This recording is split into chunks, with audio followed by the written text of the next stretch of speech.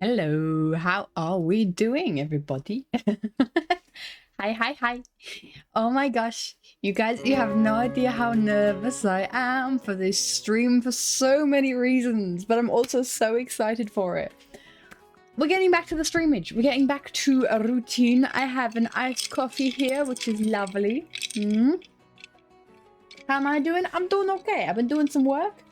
I've been really quite nicely productive, so that always feels nice. It's the Katie, it's the ham.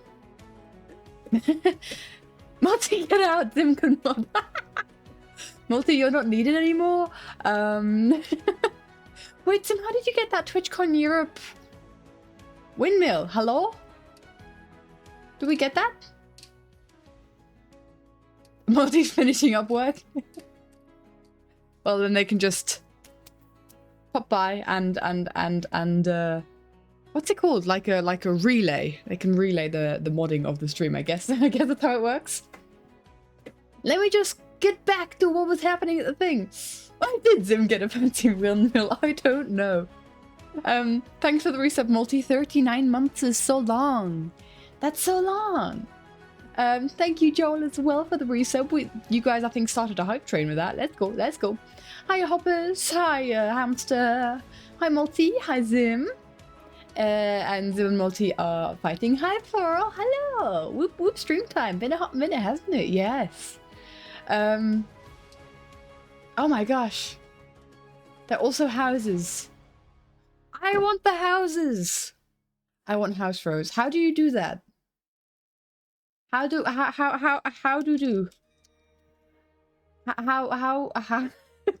it didn't work. I don't know how I get that. I'll figure it out. Okay, I want houses. It's the global badge thingy. I know how that works. I know how global badges work. Absolutely. Maybe in settings. How did you change it, Ham? How? I don't know. I don't know. Oh well. We'll figure out. Should I? We've got a little something happening today. I've been busy. I've been doing stuff. Because I thought if I come back to streaming, well, you know, not if, but when, we got to upgrade some things. We got to, you know, keep it interesting here. So I've done a thing. I've done a thing. Are you ready for the thing? Joel's out of the windmill. Global badge next to chat box. Oh, I think I clicked that not on here. I think I clicked that on Twitch and not on OBS. That would make sense, I guess. D&D over. D&D over. There's no D&D over, I guess. But are we ready? Are we ready? Hi. This is so weird. Hello, everybody. It's me. It's my face. If you haven't seen it yet, this is me. Multi picked me over D&D. Wow, I'm honored, I guess. May have rushed the ending. No. It's me. How's my platonic hobby? So yes, we have the face cam now. That's how things have worked. Is my microphone? My microphone is not. Oh, it's kind of in shot. Let's move my microphone out the way. It's kind of unaesthetic with the cable on the headphones. I might have to get myself some Bluetooth headphones. I mean, I own Bluetooth headphones, but they're not connected to my computer, so I should probably connect them to my computer, I guess. Maybe.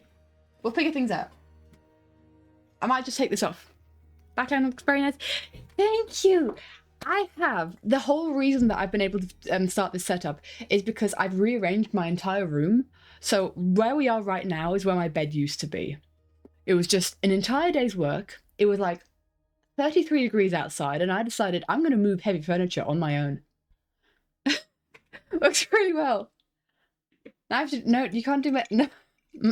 This is coffee. If I spread coffee over my desk, then I won't be happy. I have my laptop there, and I have my iPad there, Multi. No. Outfit check? Okay, we can do an outfit check. This is so weird. I can't even. What the heck? We have a nice little daisy. I can't, my chair's in the way. We have a nice little daisy skirt and a nice fluffy long shirt that's nice and thing. And most importantly, do you see it? Bee socks. I have bees in my socks. You love the mouse pad? Oh, it's not even a mouse pad. This, you mean this? Is not even mouse pad. This is just a piece of paper that I have on my desk. The belt. Oh yeah, there is a belt. I forget that there's belts. I always keep this belt on this skirt. It's just paper. This is handmade paper that I can get at my local art store. And it's just basically the reason that I got this about years ago. I got this so long ago. I can't even... Belt exists, indeed. Hi, Theo.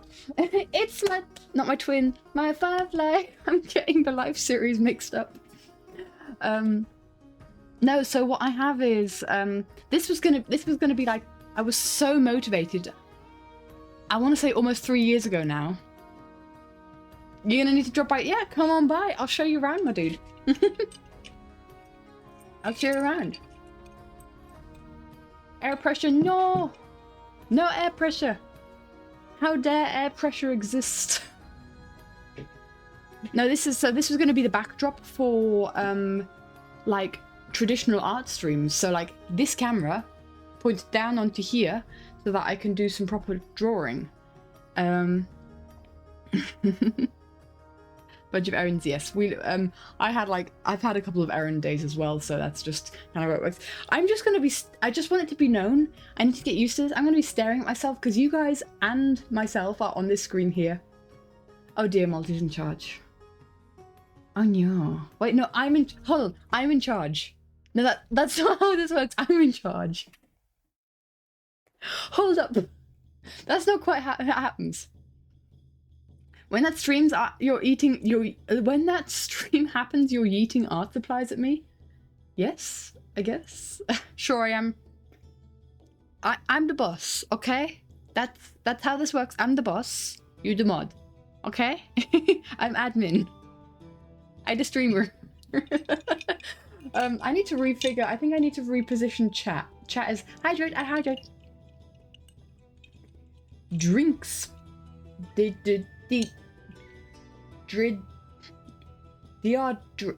can't. Boss, that doesn't pay you. This is philanthropy. This is philanthropic. What? Philanthropic work. There we go, we got there. This coffee, double espresso in here. I'm gonna be going. Can we appreciate also that my coffee has a blue straw? The straw is blue and it's glass.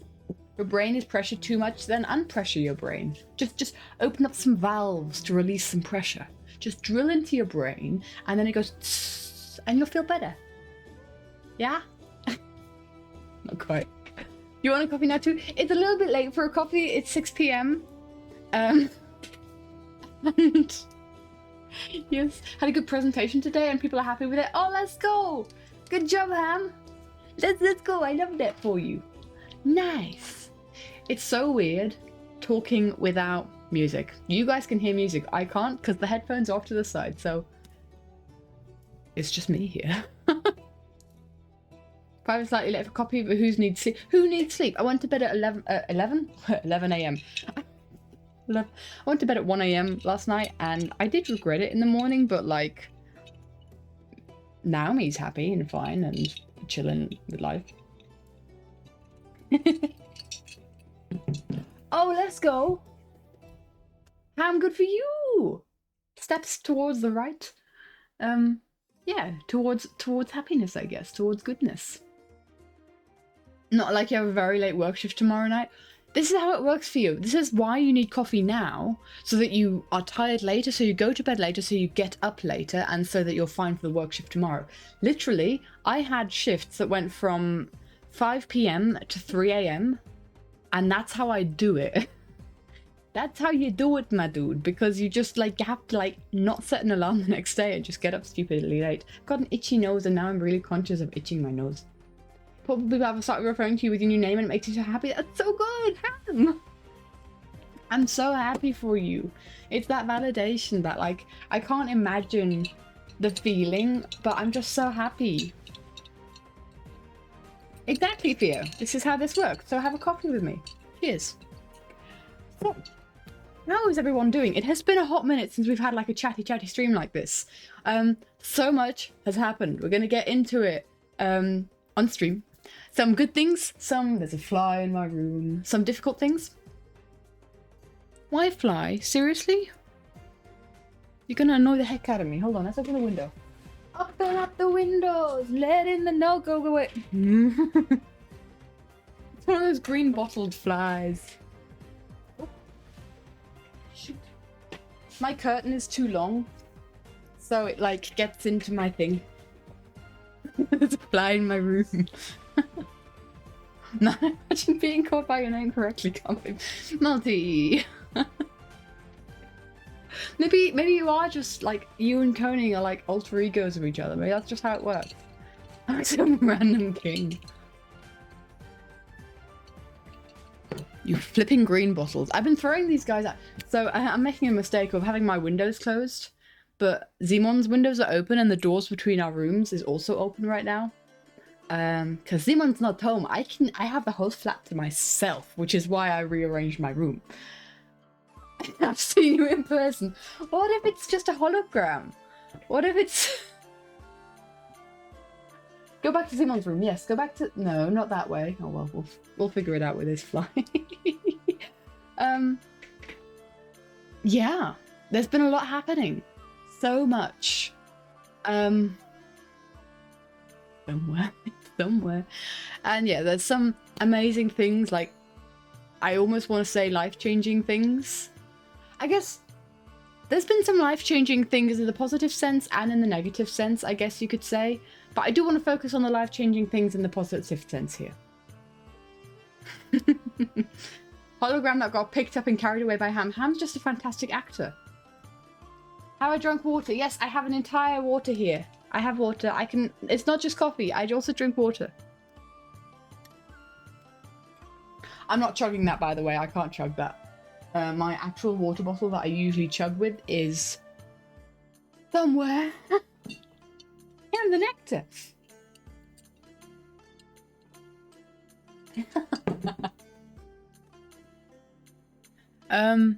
Yeah, things have happened. So, I don't remember the last time that we streamed. I don't remember the last time that we had an art stream. Because guys, we've also got the map going on. We've also got the map happening right now, which is going really well. It's going really well. I like it. Badly. It's working apparently.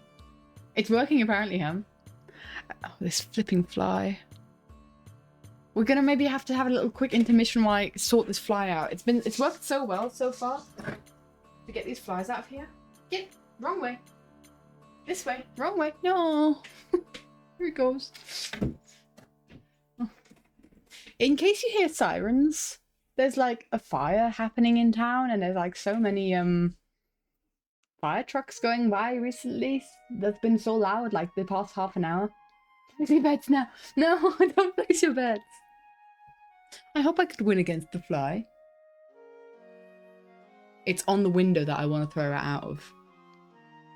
I hope everyone's okay as well. I think it's kind of calmed down a bit now. I made sure it wasn't in my streets because, like, if it's in my street, I probably shouldn't stream. But we're fine. I am fine. I hope everyone else is fine. But there's been a lot of, like, fire trucks. It. You're so dozy. What's up with you? Do you guys see it? Is it fat enough for the camera to see it? I am so out of it. Okay, anyway.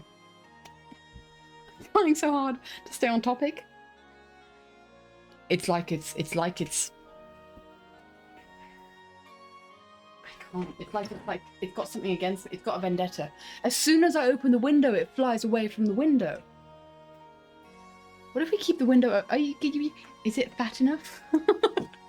Is the fly fat enough? I'm gonna keep the window open a little bit and hope no more flies fly in, so that the fly can fly out. Do you see my old-fashioned window? Look how old my window is. It has like no insulation. It's freezing in here in winter, and it's really hot in here in summer. Yay, old buildings! Anyway. Where do I start? Guys, where do I start? What's been happening? I need some help with this. I don't know where to start. I guess my main thing that I want to talk about in this stream is I had a fantastic... Oh, well, it's like got mechanical closing and opening. And like, I junior start right after TwitchCon. Oh, that's going. Wait, was TwitchCon? No, we had Mecha Chameleon stream. Was TwitchCon Recap our last stream for Mecha Chameleon? Shoot, man.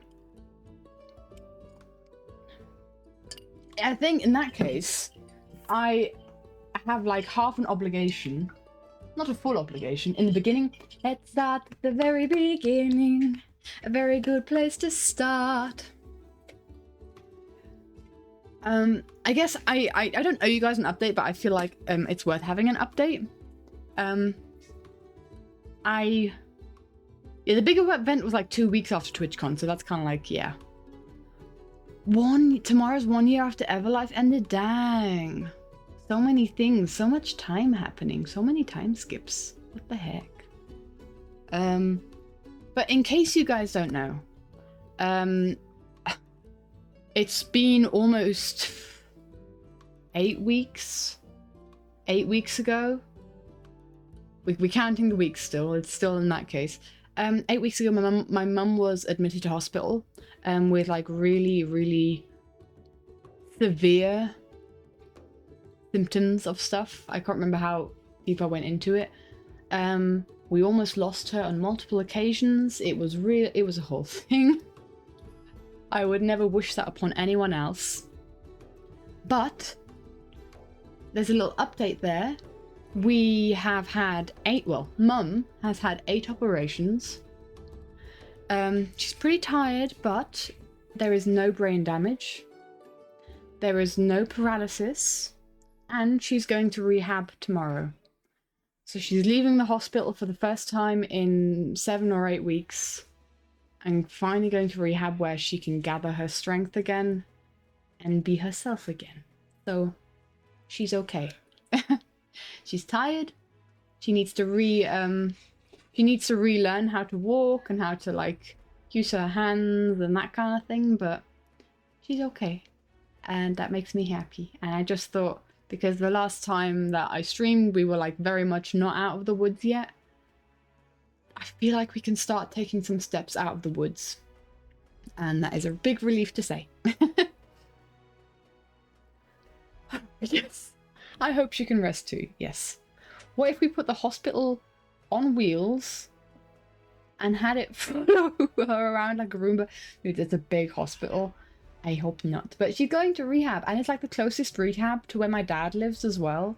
So that was a big relief, because it could have been a rehab that was like 3 hours train ride away. So we're really thankful to all the hospital staff, thankful to God who's pushed us as pulled us as a family through this and pulled Mum through this. Yeah, it's from a faith perspective, it's really strengthened our faith that prayers do get answered and miracles can happen, because we're about 5 miracles deep on my mum. She was not expected to survive, and the hospital staff are a bit like, what the heck? How? How did she survive? How was she pushed through all of this? Because it was so much. So, yeah, I'm really thankful for everything that's... Not thankful that it's happened, but thankful on how it's come out. I'm just looking forward to being able to go out and drink a coffee with my mama again, to invite her up to my flat. But steps by steps, small steps. Yeah, she's doing okay. Hi, Sam. Hello. I found out Sam's right-handed. Bit too late. So, this was the whole thing, because I'm doing stuff for the map, and I keep having to send people weird questions of like, how tall are you? Are you right or left-handed? Glad things are looking up and good to hear on progress. Road from here is a little smoother, yeah. Gonna have to gift us all some teas to try for fun. I'm up for trying teas. I'm not a massive fan of black teas or herbal teas, but I like green teas. I like spiced teas and fruity teas. Rooibos is my favorite. No, my mum loves black teas though. You can give my mum black teas. She absolutely adores black teas. That was a big success. We've had like mini successes. Like her first big success was being able to drink tea. The next success is being able to drink her favorite tea. We brought Twining's English breakfast to the hospital in a Ziploc bag and say, please give this to her. I drink tea that looks like a void. Not me. Rooibos or chai or those kind of spiced ones I like a lot. If it tastes like Christmas, I like it. Basically. That was Mum's first success, of being able to drink tea. The next was being able to itch her nose on her own. Like lift her hand to itch her nose. It's just the little victories. That's just been nice. Cherry tea. Not cherry tea. Not cherry. Not cherry. Chai. Chai. Hi, Beanie. Oh, wow, I can't hear that. Oh, why is the alert box like all the way down there? And where do I put it over my face? Where do I put the alert box? I don't know. Iced chai and a heat wave. I don't have a lot of chai. I still stand by the fact that Carrefour chai is fantastic, which is like a French supermarket brand, own brand chai. It's the best chai that I found. And we live above a tea shop. There's a tea shop like 2 floors down below. 3 floors. Counting? 3. I can't. Carrefour mentioned.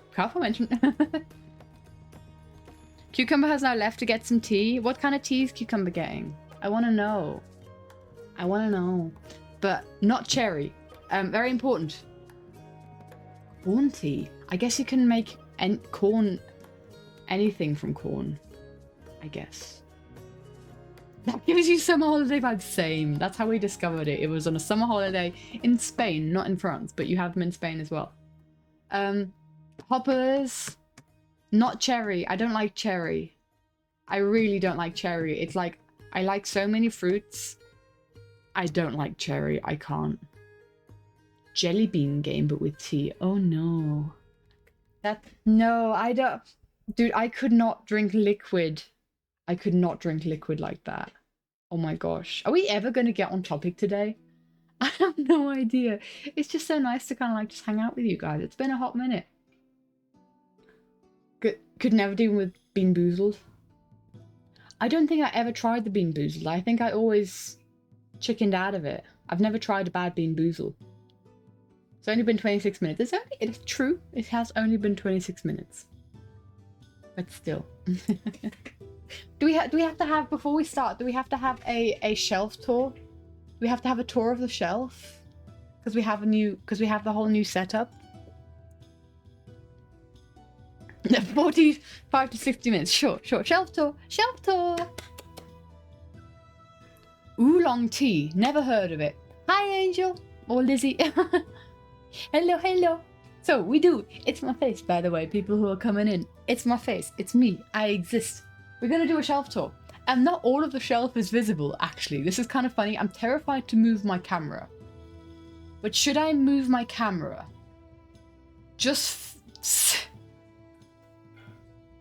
Sam. Hi, Vern. Hello. I have a new setup where I can see my camera. Face cam. Hi. Sam, I think you know about what's up there. Sam knows. Sam, do I show that or do I keep it a mystery? Because I sent a picture to Cucumber. So I'm sure Sam knows. Everyone drink your coffee or your teas or your water, I guess is probably the healthiest thing in the world. My choice. I think because I'm so terrified to move my camera, we keep it for a later stream. And then that can be kind of like a little bit of like anticipation, I guess. But we can start. Oh, I've just stuffed my foot in my bin. We can start. How about you drink nothing and stay dehydrated, Vern? No, drink. Drink, Vern, drink. Vern, drink. Drink right now, drink. Drink. So, where do we start? What can you guys see? Oh, you guys can see a couple things. Okay. I'm gonna walk away from the microphone, but I'm still gonna shout. Tell me. Camille, yes. Good choice. Good choice. Very calming, very nice. We have. I'm gonna continue shouting. I have like a painting of a what's it called? A dragonfly. I painted a dragonfly once. I don't know why. Would she paint a dragonfly? Bring you a drink? No, I'm not your mom. You bring your own drink. Then I have an emotional support bee that I got from IKEA. I got this literally, this guy. The dragon is flying. Indeed. I got this guy as an emotional support bee, and he would just always live in my pocket. As soon as my mum got sick, and it was like my first day that I was able to like be out and about and not in the hospital, Simon took me to IKEA, and I got an emotional support bee from IKEA. So it's my emotional support bee. How's mum? She's good. She's going into rehab. I was just explaining it earlier. She's going into rehab tomorrow. And she has no brain damage, there's no paralysis, she's herself. So we're all pretty happy. She's exhausted and building up muscle again, but step by step, we're doing good. Thank God indeed. Thank God indeed. In the literal sense, we are thanking God. So, okay, then we have a bow. Oh, I forgot the most important thing. Hold on, I need to put you guys over here because literally there's something in this cupboard that I don't want you guys. It's literally files, legal files, in this cupboard. That's where I keep them. And back we go. There we go. So, do you see the lights? I have fairy lights. I put on fairy lights. It goes up here. You see the fairy lights? They're kind of twinkly, I guess. But then we have a bow. Because of course we have to have a bow. We have my Everon sign from TwitchCon. Then we have TwitchCon last year. We have the very cursed pictures that we took at TwitchCon last year. Do you see? Do you guys remember? Beamy, do you remember? It's not gonna focus, but that's fine. MCC photos. MCC. Do you know the words? Exactly. So that lives there. Alongside my... Hi Maya! What have you missed? We're doing a shelf tour because you missed my face. We have a new setup where I can see my face. We have my TwitchCon... Ooh, stickiness. My TwitchCon lanyards. You can tell that this one has a little bit more on it from this year than it did last year. Yeah, but last year had a bunch of cool stuff as well. But yeah, there's a lot of pins that are currently connected to it. I haven't known what to do with the pins that Crow's given me because those pins, like, I don't have a bag anymore where I put pins on it. So yes. Is this a special occurrence or can we expect regular face scan streams? How I feel like it, however I feel. I'm not 100% sure how I'm going to go about it. I don't think every single stream is going to be a face cam stream.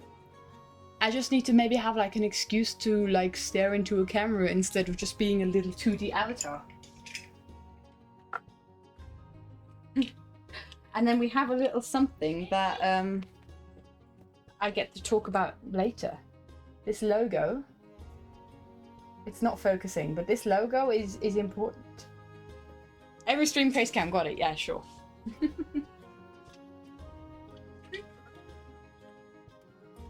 Then, so that's on the thing. Then we have stuff in shells. We have Binky, who's also from TwitchCon. I've basically, this thing is curated from TwitchCon. Do I want to pin flag? Medieval looking medieval looking flag to hang pins on. I do have a place that I put pins on. It's next to my bedside table. I do keep pins there. But like those kinds of badge pins don't really work in that. So that's why I put them onto my TwitchCon stuff, because they're TwitchCon related, you know? Binky? What, Binky's part of the bottom of the wardrobe? No. Wait, what? Let's do streams where you have to make me scream screech. No! Hi, Vulcan! Hello! If camera stuff goes wrong, Vulcan, I'm talking to you, by the way. I'm asking for help from you if camera stuff goes wrong. All people coming in, we're doing a shelf tour because I have a shelf. I have a shelf and I have a face and we just gotta do that. That tracks. The Binky. We also have a whole bouquet of Lego flowers. All my favorite flowers, but in Lego form. So we have lavender, we have daisies, we have sunflowers. Now all I need is poppies, and I'd have all my favorite flowers in Lego form.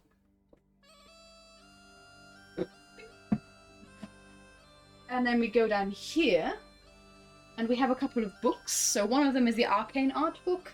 Then we have Connected, which was a book that my my friend Hawk actually wrote, Connected by Hawkwing, and I illustrated the front page, so that's on my thing.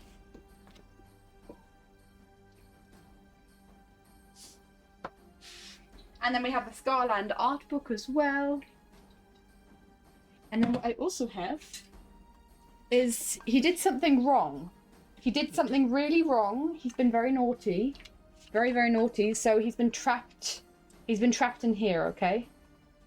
In case you guys don't know, it's a little void IB that I made once. I'm scared to take him out because he's very fragile.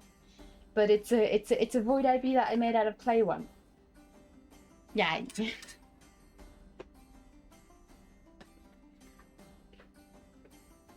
I think that's the most important stuff. Like the rest of it you can't really see, and it's just kind of like, don't burn the bee. Don't burn the bee. What? Why are we burning the bee? Hello. Oh, we also have this ukulele. Whee! So if we have a ukulele interlude, then I can actually play live. This isn't a lantern. I don't agree with this. I had a bit of a fiddle with my microphone, by the way, to add to noise cancelling. And I can't remember what settings I left it on, but one of the settings did not allow ukulele sounds. So give me feedback if we do have a ukulele interlude, that the ukulele can, it sounds bad. Is it fair to redeem ukulele? Just saying, if you have one and you... Here we go then. It's not necessarily me hinting at it, it was just kind of like test. Testing. I see what you're saying now. That was the hint, sure. I'm actually closing the window now because I'm scared to serenade my neighbors. Do I have any experience doing 3D models? No! 0. I have no idea how that works. Also, don't throw my void IB. That's not allowed. What song are we doing? What are we doing? I need to get UQ tabs up. I have like a really bright light right in front of me and it's like beaming right at me. This should be some sort of reference to Beamy, I guess. And I can barely see the screen. UQ tabs. Tabs. I can't type. Boop. Beamy is everywhere. The void IB will be thrown at you lovingly.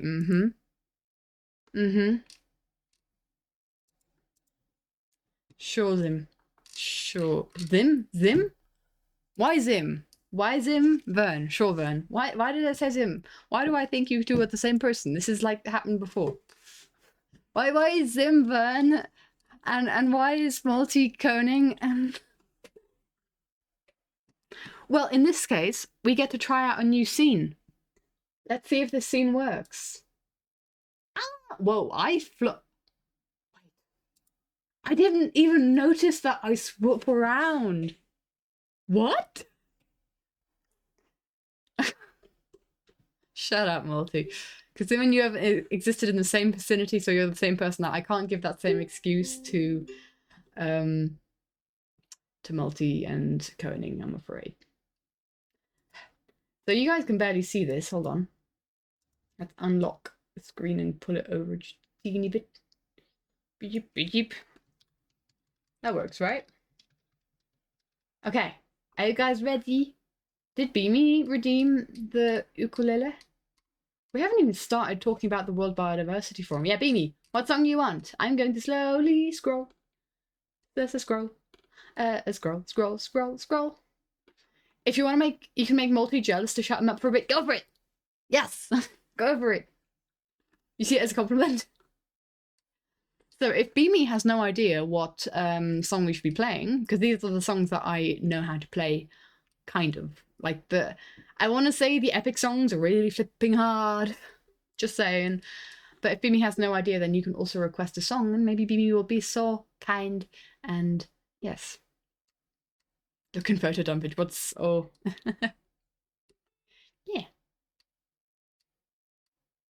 Bum bum bum bum. I love how I was like, Beamy could be so kind, and now I've got would you be so kind? Why is this song on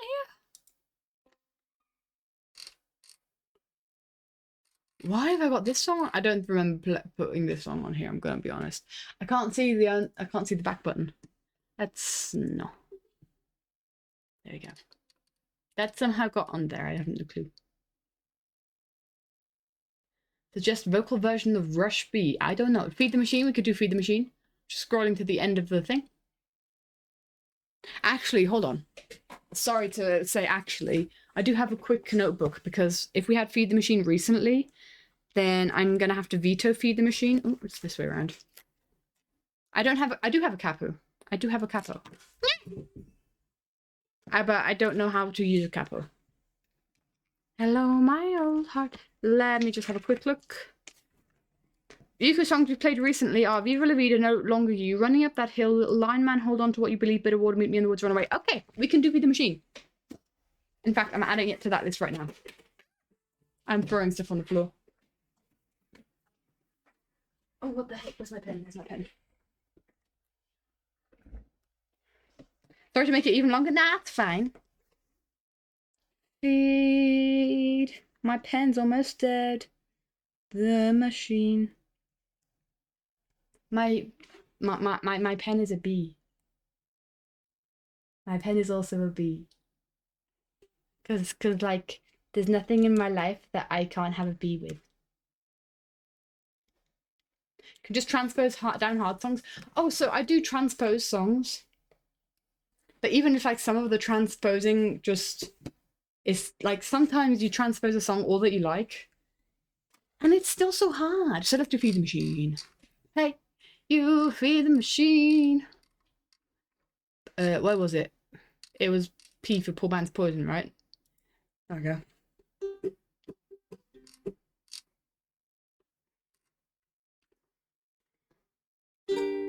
Here's to the grey.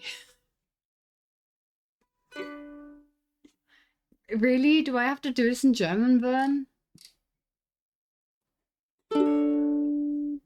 How? Vern, how? If you give me a translation of this song, I will sing this song in German.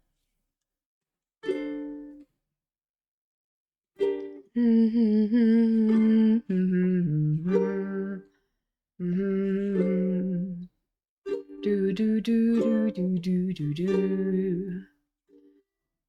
We all may die. Seriously, I'm gonna try and do the first verse in German because Vern requested it, and then I'm gonna start again so that Beamy gets a proper ukulele interlude. Or just do English and then go for a moment of German afterwards. You did arrive at the perfect time for a ukulele. The first live action ukulele, as far as I know. Okay. Shout at me if the ukulele really badly cuts out. My light almost fell because I pulled my microphone further. Shout at me if my ukulele cuts out really badly because it probably have been that I've changed something on my microphone settings. Hier ist für die Bessere Welt für alle. Mach, was du weißt, dass du tun ist für alle. Wir werden alle sterben.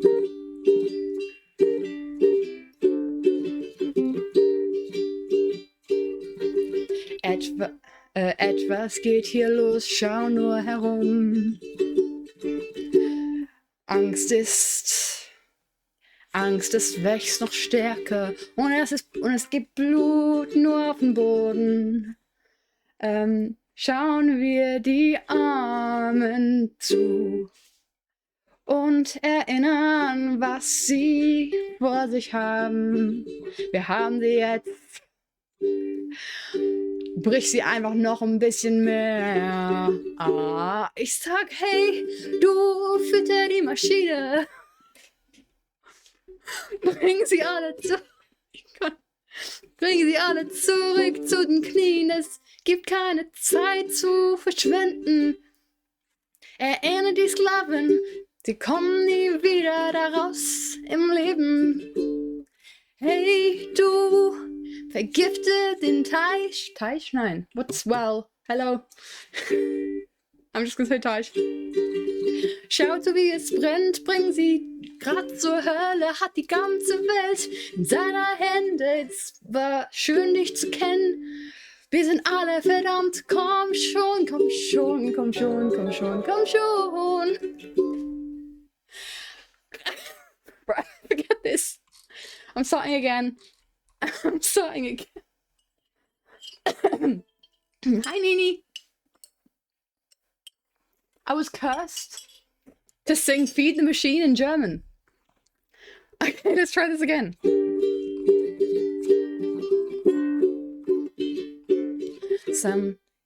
Oh, wait. I'm just gonna go. Something's going on, just look around.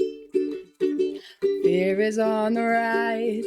There's blood all over the ground. Let's all just blindfold the poor. We must remind them what's in store. We got them now, just break them down a little bit more. It's content provided, yep.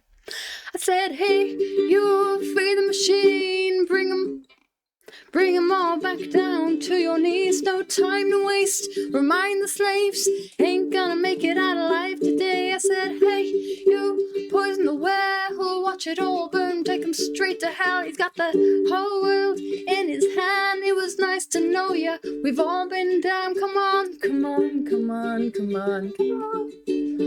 All been down. Come on, come on, come on, come on, come on. Nothing's going on, no need to fear.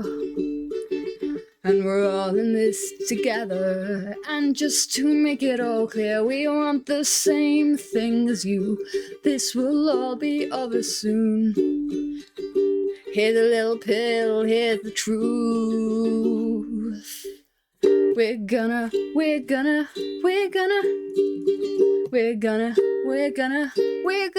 all gonna die. You feed the machine, bring them all back down to their knees. No time to waste.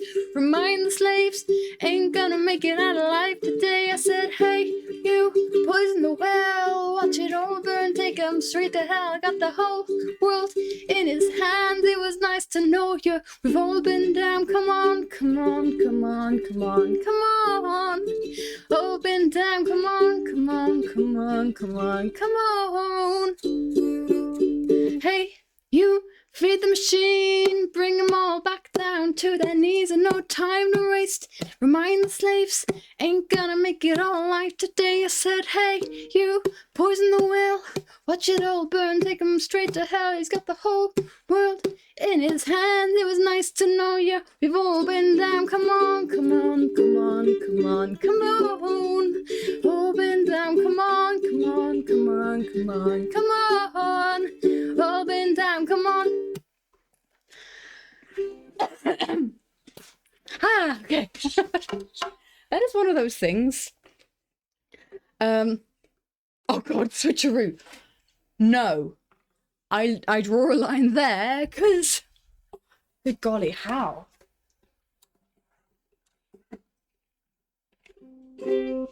I can't do that. That's not happening. You won't get a good ukulele interlude with a switcheroo. Just like you won't really get a good ukulele interlude if I have to sing it in German. I see Mango just coming in there. Mango, I had to sing the first verse and the chorus of Feed the Machine in German. We can thank Vern for that.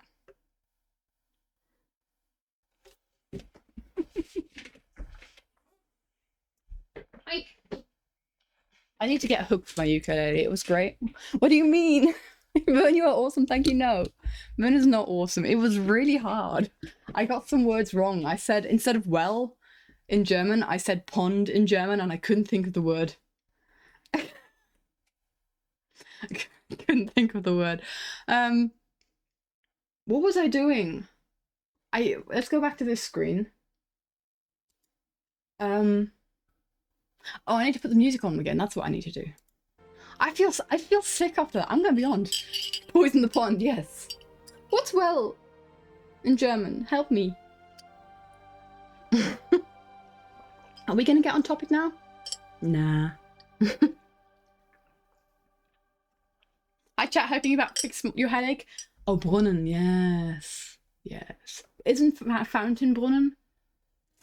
Or is Brunnen also well? Ham, if you were here for the ukulele interlude, I apologize for contributing to your headache, because that was a headache. Can we both? Okay. Teich. The word for pond in German is Teich. The word for fountain is fountain? In German? Grabbing an IBU. Ah, I see what you mean by IBU. Good thing, because that would have given you more of a headache.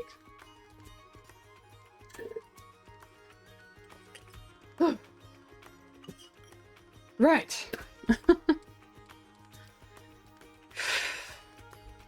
Henry, you alright? The mosquito juke. The mosquito juke. Juke is fun after a while. Speaking of mosquito juke. These stupid flies. It's my fault. For keeping the windows open all day. Yeah. Not sorry for what you've done, how dare. I'm so scared to watch back that part of the stream. You just see the confusion on my face and the hate. Seething hate and confusion. Fontaine?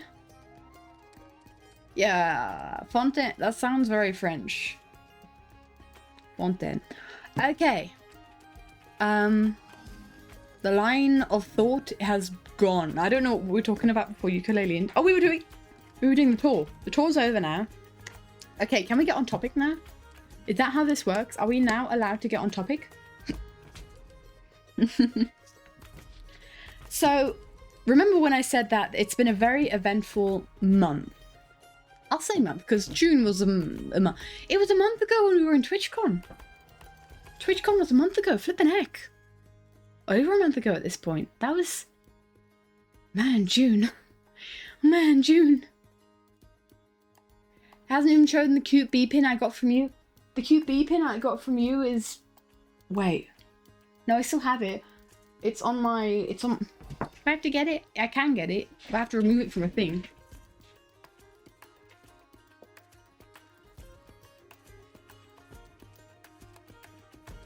Oh, it's on my ukulele back.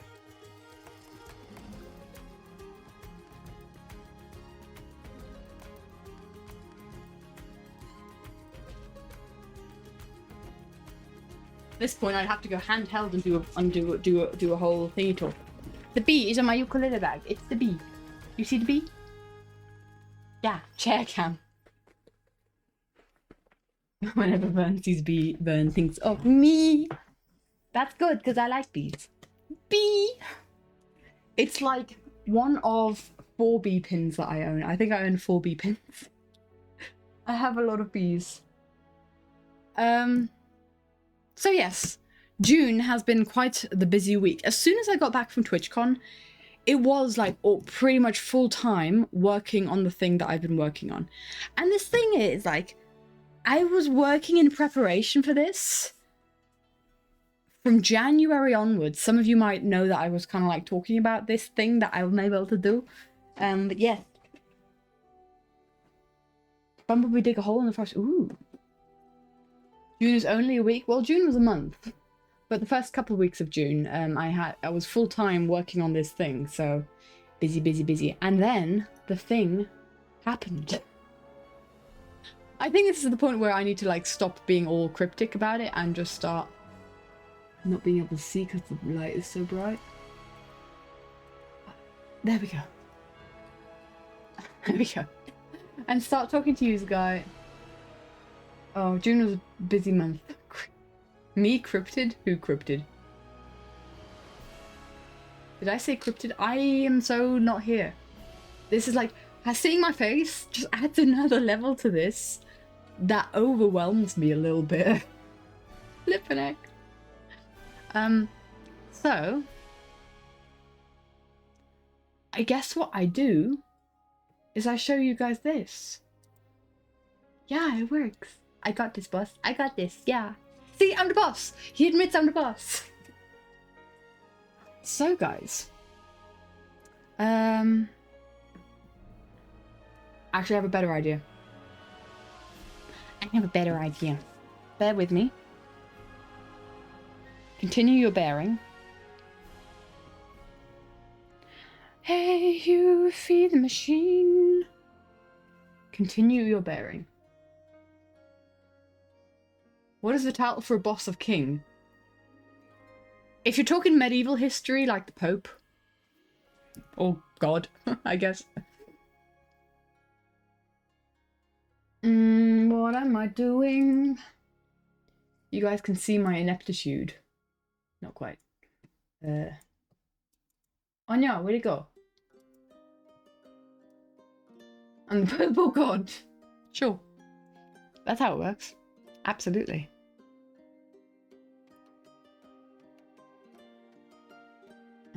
Okay. Wow. Oh, it's so big. Wow. Too big. Nope. Nope. There we go. That's what I'm looking for. So. Maybe. But we had God and God hates us. I don't think God hates you. This would immediately cause a religious schism in the 1300s. Schism. What's a schism? Anyway, I had the beautiful on topic. I was split. I had the fantastic opportunity to go to the World Biodiversity Forum 2026 this year. And this was something that I was working towards, I'd started working towards in January. And it's a fantastic like job opportunity that I was given by one of my professors.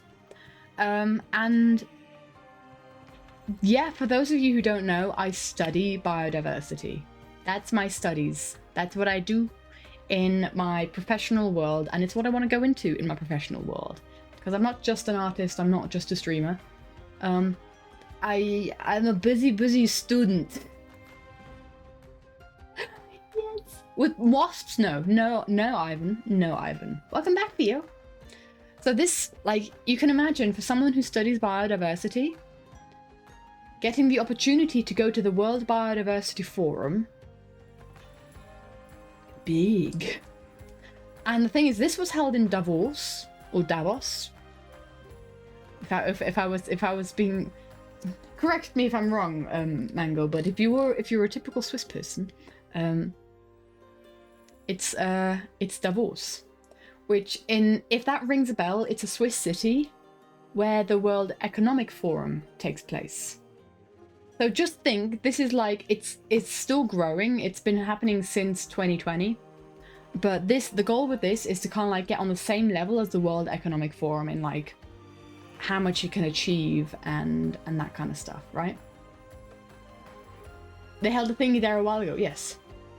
My pronunciation is fine. I keep getting so much flack for saying Davos instead of Davos by Swiss people when I talk about it. They're like, Davos, it's Davos. It was on the news, yeah. I mean, the World Economic Forum is held there every year. That's where a certain leader came in February to insult this country that he's come to visit.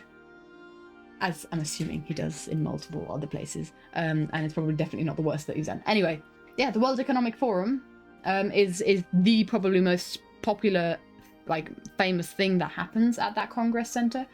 And I got to sit in the meeting rooms where probably Trump sat once. Or I don't know if that's a flex. I don't think it is. But yeah, they've got some like private meeting rooms that are World Economic Forum branded, and I was able to go and shut myself away in there to edit. So yes. We gotta take Davos and push it into the Mediterranean to call it Davos Seaworth.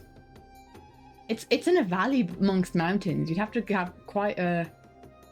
You'd have to push it over some mountains first. I wanted to mention... No, that's so... That's true. There's so many other world leaders I could have mentioned.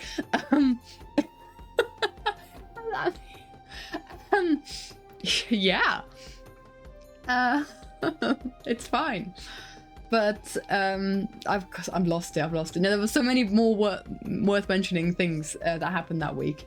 But basically, I wasn't just there for like, oh, I'm just gonna, you know, look at some sessions and listen to some presentations and stuff. No, I had a job to do. I had something that I had to do. And that something was a very, very, very big thing. Very, very big thing. I had a job. So basically, one of my professors was on like the leadership committee for this forum. And she basically was explaining in like one of her lectures, or it wasn't even one of her lectures, it was like the end of her lecture series, and she took us to the university bar and bought us all a drink. And then she started talking about these other projects that she's working on. But one of the projects was, there's the World Biodiversity Forum happening in June next year. This was September last year. Congratulations for killing the mosquito Duke. And so she was basically saying like, look, it would be fantastic if like some students, especially if you're studying biodiversity, if some students came to help for it. And I was like, sounds cool. I'll just send my CV that way, you know, put up a CV, and I have a little thing that I put on my CV that might include all the things that we've been doing here in the online community. So I kind of like explained like I'm, you know, you always hype up your CV. I explained, oh yeah, I'm the like headship admin. I didn't want to say leader, but I said it in some sort of way. Oh, camera gone? No camera? What the heck?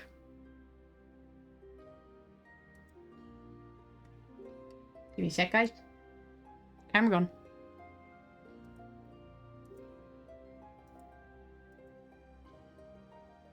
Mm-hmm.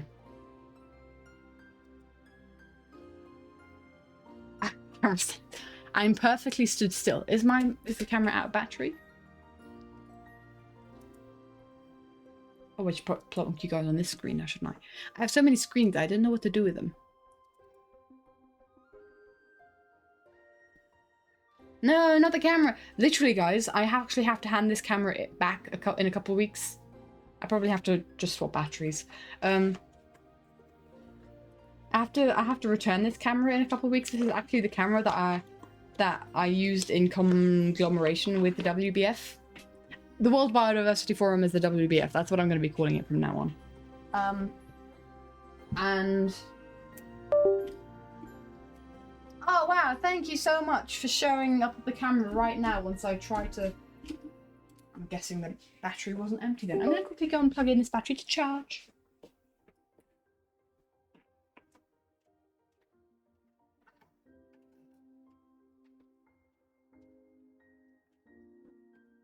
Boop, I return. Dang, Beam, you got a cocktail. Fancy. What kind of cocktail you got? The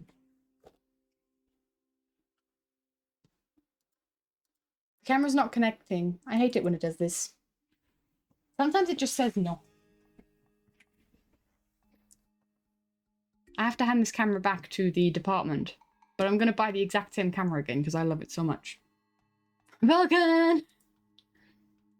Oh man, my computer's really Rum, Gontreux, apple juice, and what's coin juice? What's that? Switch it on and off again. Have you tried switching? Oh! Hello? The camera's been connected. That would be nice if you actually connected.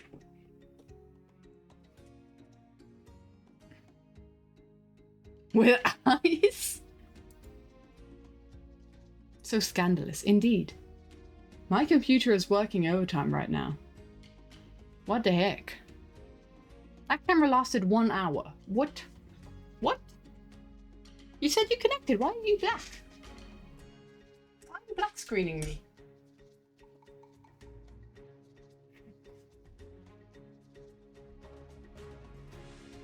Oh, quitter. Ah, okay. I don't know what it is in English either.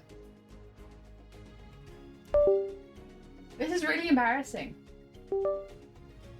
I need to get a dummy battery for this. Oh, for my camera.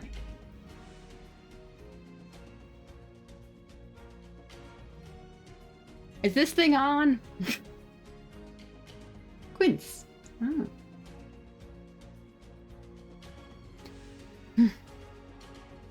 Why are you like this?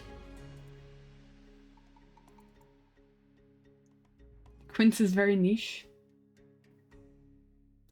I have a lot of quince jam.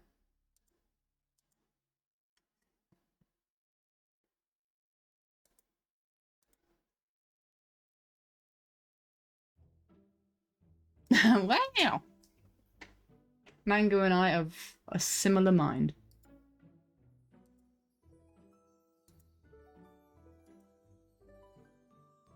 Why the heck, camera? I'm being silenced. I want to talk about how awesome the World Biodiversity Forum was, and it's not letting me. Is it overheated?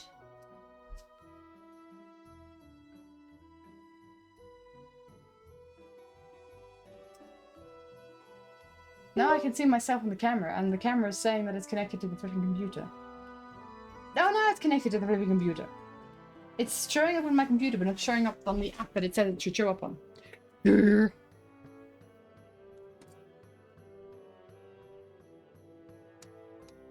Wow. This is such a terrible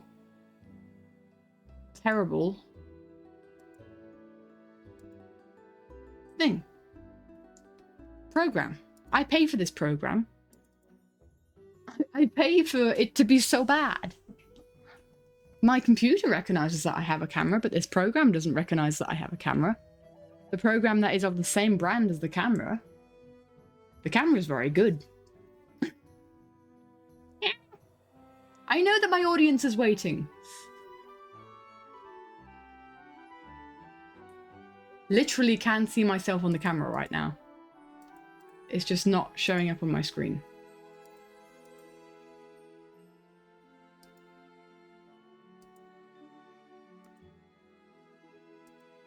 What the heck is wrong?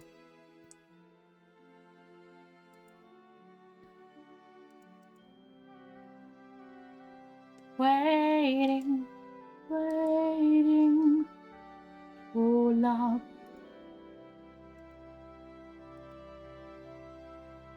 But I've tried switching it off and on again and plugging it in and out again, all that good jazz.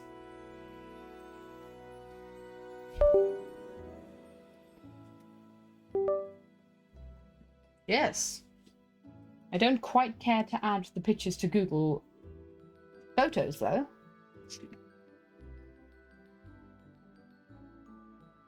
At this point, I'd feel like it would have like the lens cap on. It looks like it has the lens cap on. What is your problem? We run the program as an admin. Run as administrator. Do-do-do. I'm so sorry, guys. You kind of expect the program to work.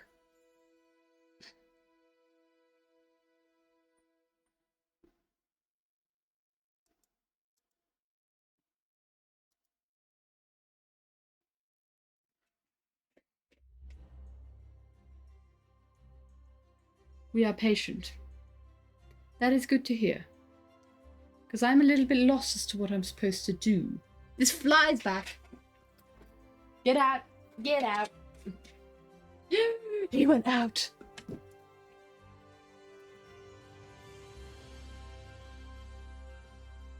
Popcorn. What the heck? Yeah, this is going really well. Going really well.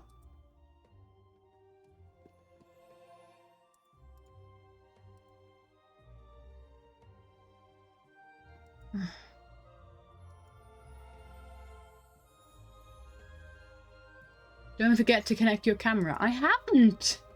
I have though. My computer recognizes that my camera is here, but you don't.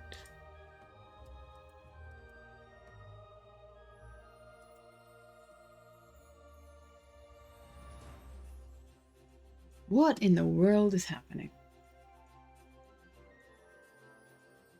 Even the old uranium.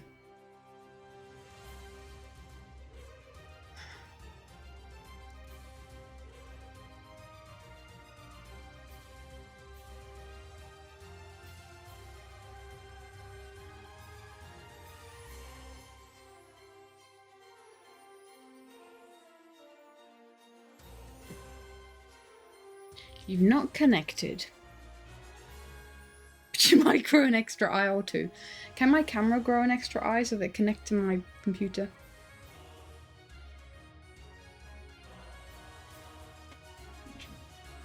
The American.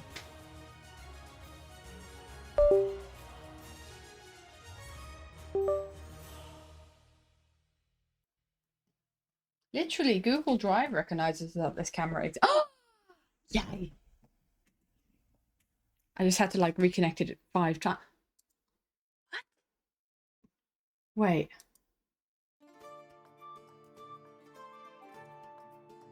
What?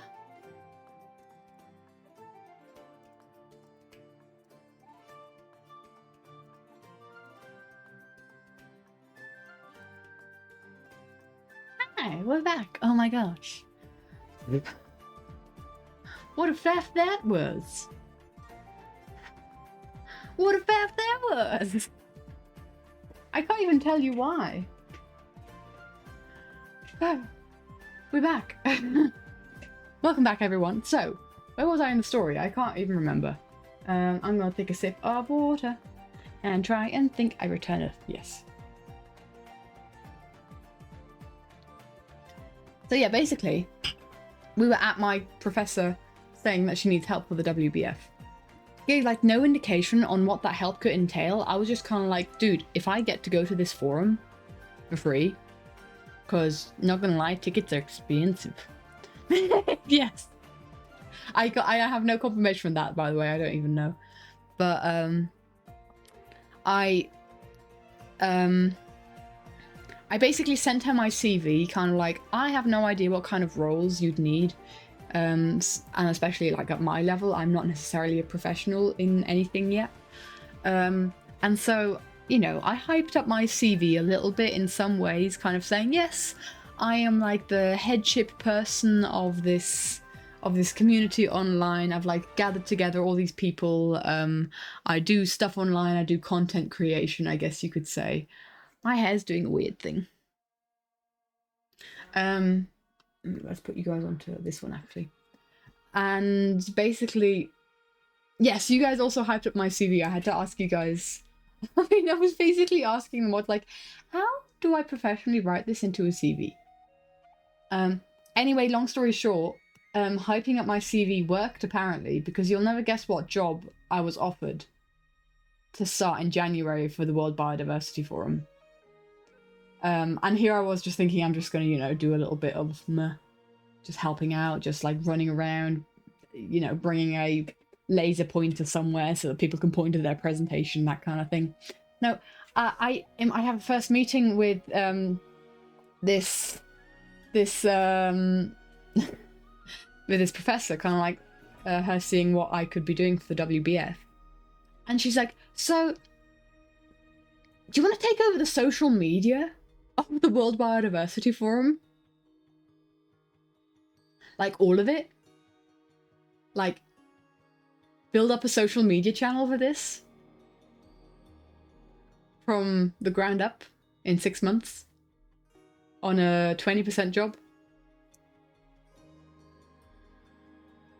And I was like, I can do that. So you are looking at the social media manager of the World Biodiversity Forum. Nice to meet you. Or at least I was for this forum for these 6 months. If I'm still in the area in like that place of work and I have the capacity, because it happens every 2 years. If I have the capacity again in 2 years, then I'll do it again in 2 years and I'll turn it into a full-time job. But yeah. I don't know how I landed this job. I don't know how I found myself in this position. I've had the maddest imposter syndrome in the world. And you'll understand a little bit as I kind of start talking about the kind of people that I've been able to talk to and the kind of things that I've done. Because, like, what am I doing in this job? I have no rights as just a measly bachelor student to have all this power. The social media channels with Void IBs, they were literally saying, like, we need a mascot. Do you know anything about mascots? And I'm like, do I know anything about mascots? Do I know anything about mascots? I mean, do I know anything about a mascot? There's a Void IB sticker on my laptop. So yeah, I am the social media manager of the World Biodiversity Forum 2026. And I have that job until the end of July, so I'm still finishing up some things there. But, dudes, I had to figure stuff out, and I had to figure stuff out quickly. Because basically, I had a meeting with the social media group of my university, saying kind of like, well, I had a meeting with the chair of the World Biodiversity Forum, you know, just casual meeting with the chair of the Biodiversity, kind of going like, okay, who's your audience? Who do you want to reach?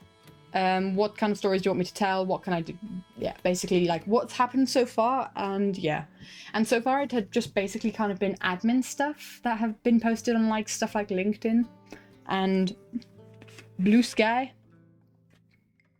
and Instagram, I think. LinkedIn, Blue Sky, Instagram. And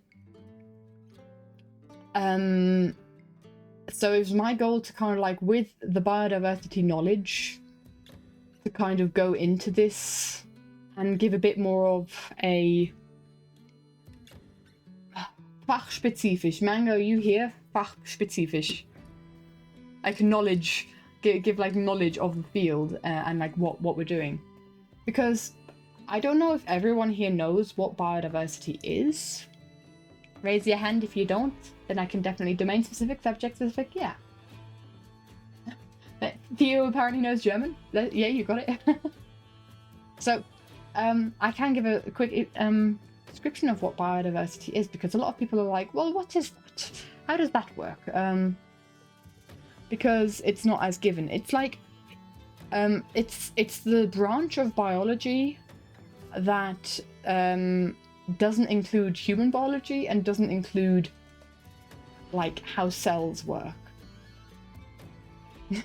I don't know if that's helpful, but basically biodiversity is trying to explain how our natural world works and how nature works together in like complex webs and how it's changing. It's also trying to explain how it's changing, because you guys probably know we have a climate crisis on our hands. We've all been experiencing a heat wave here.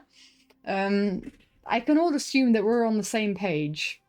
That, yeah, how the environment does stuff in all those weird ways, pretty much. We're all in agreement, no fake news here. There's a climate crisis. We've just had a Europe-wide heat wave, and I'm sure there's heat waves happening in the rest of the world as well at the moment. That's making stuff quite unbearable, and that's because of climate change. It wouldn't be happening without climate change. And so that's like a very broad topic. And obviously it's a very broad topic because it very directly affects humans. Because Can confirm very hot there. Great, wonderful. We love it. And so, yes, there's a climate crisis. There's also a crisis endangering our nature. And that's called the biodiversity crisis. So the climate crisis is kind of like all the stuff that isn't alive. So it's like, okay, there's so much CO2 in the atmosphere that physically our air is getting hotter.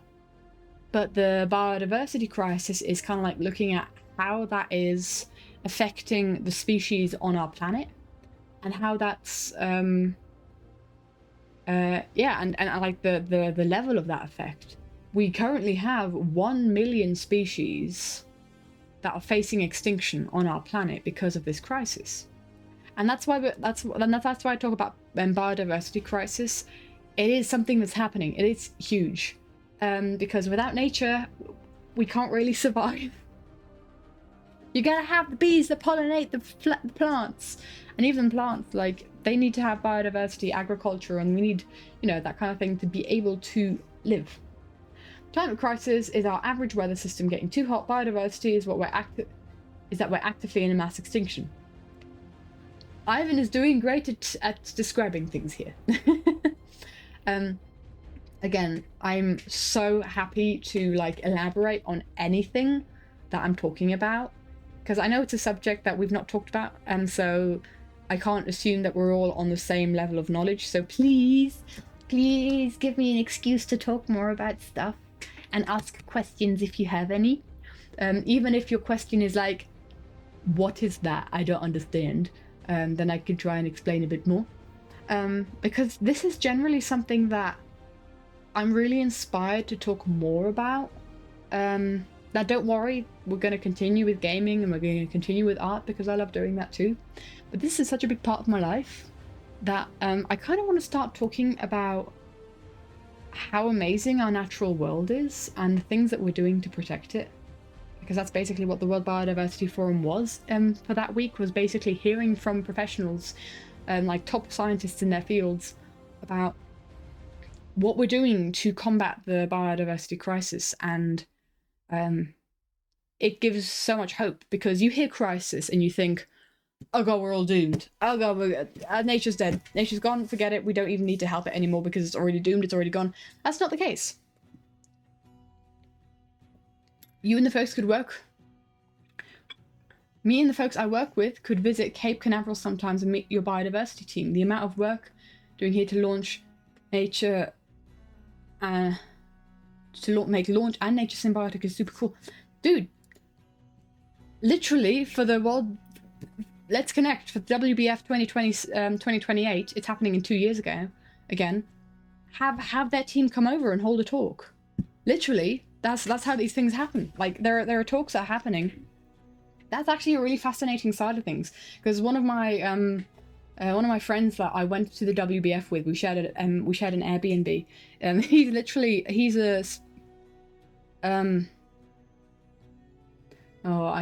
gonna shoot me now because I don't know exactly what he is, but he works in astronomy, in astrophysics, and also in biodiversity. He kind of melds those two worlds somehow. And so he spent like half of the week in Davos at the biodiversity so Vulcan. no, his name is Miles, but he's also American. You don't happen to be from you don't happen to be from Seattle, do you, Vulcan? Because this is making things weird. Xenobiodiversity. Oh dude, imagine. It's not quite like that. It's more astrophysics rather than astrobiology.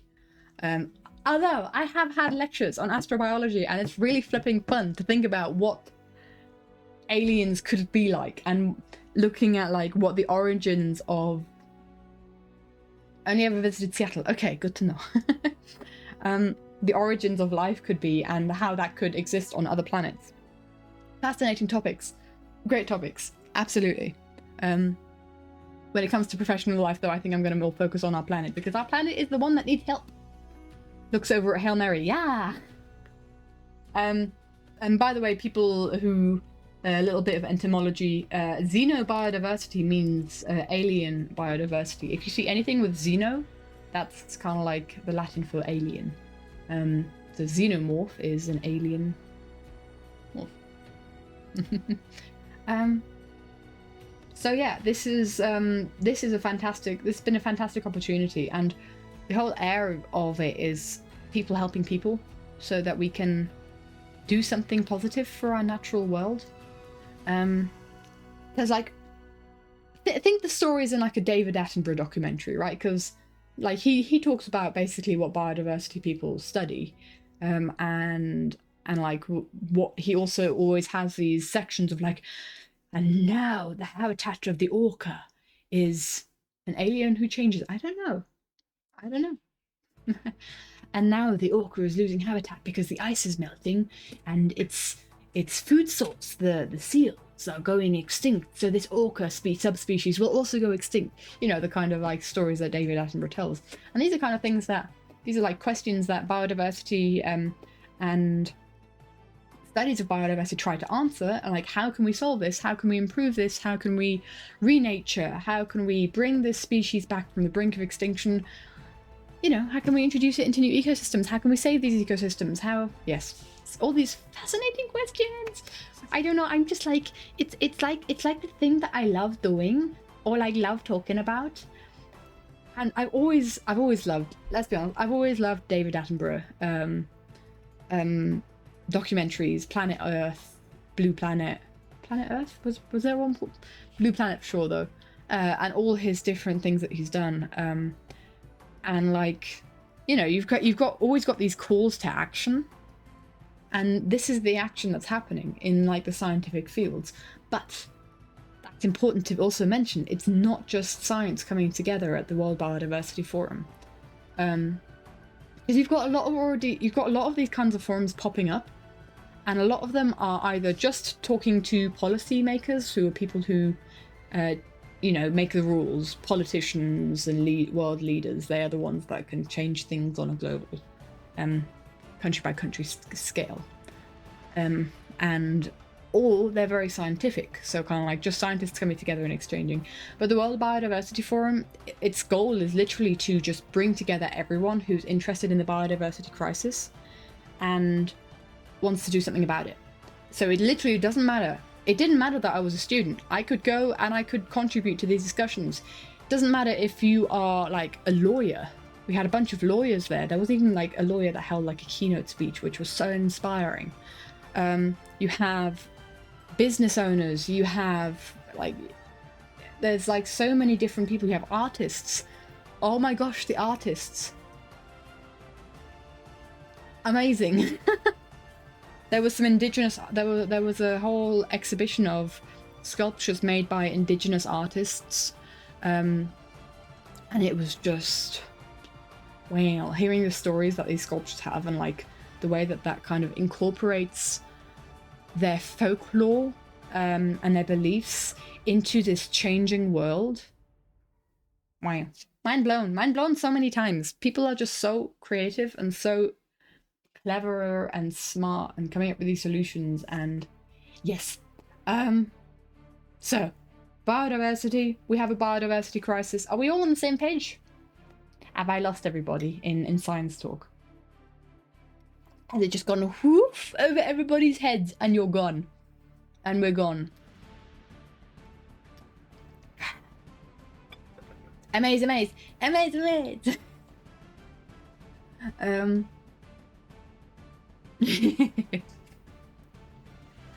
So basically my whole goal for the social media side of things, especially in the lead up to it, is I worked on this for 1 day a week. Animals Planet, yay, indeed.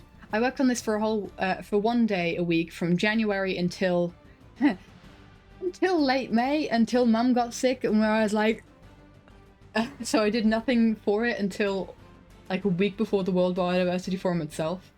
But yes, I sat down and I put together a plan of what to talk about in the lead up to the WBF, and the whole goal for that was to kind of bring it out to broader audiences and to explain to people what this is. And it's not just for scientists, it's for anyone to come who's interested in like saving our world. And so that was kind of like how the build up of the videos was. And it was really funny because I had to set up a studio in their labs. Because there wasn't really a recording studio that I could use. So I had to set up a studio in their labs. And the labs had aircon. And so I had to go in there with this guy. With this guy. Hello. I think I pressed the button. No, I pressed the button. You not the button. You did button. There we go, button. And I had to somehow... Can you hear me still? There we go. I had to somehow make sure that people could hear me in an air-conditioned room with this microphone. It was a whole thing. But I bought a camera, which is the camera that you guys can see me through right now. I have to hand it back in a couple of weeks, but it's my birthday in a couple of weeks, so guess what your girl is wishing for her birthday? I'm gonna get one of these. Because I think they're really flipping cool. I've learned how to use it. I've learned how to use it really well in the last 6 months. And so that was literally my first week. I'm like, guys, can you spend money? Can you spend money to get a camera so I can do this? And I was like feeling really nervous. I'm like, hi, I'm just a little social media little person and I need a camera. Can I have a camera? Can I spend money? But it all worked out because it was Vulcan kind of test, because I asked Vulcan, hey, I've got this camera. Is it a good camera? My birthday's in 2 weeks. Yes. Maths. July birthdays unite, yeah! Train of thought is gone. Yeah, I felt like such a fraud going in like, hey, I'm a social media person. I need a camera. Dude, everyone July birthdays here? Let's go. Isn't it cool to have a birthday in July because it's summer? We're gonna go down to the lake or to the river and have a picnic. That's what I'm gonna do. I did something very different on my birthday last year. Joel and Multi can attest. It was very cold. You had your June birthday. Happy birthday to them in the past. Belated, that's what it's called. Belated birthday. Fake it till you make it. Dude, literally, it's been a whole case of faking it till you make it. You guys have no idea how bad the imposter syndrome felt. Take over, overthrow Multi and replace Multi with me.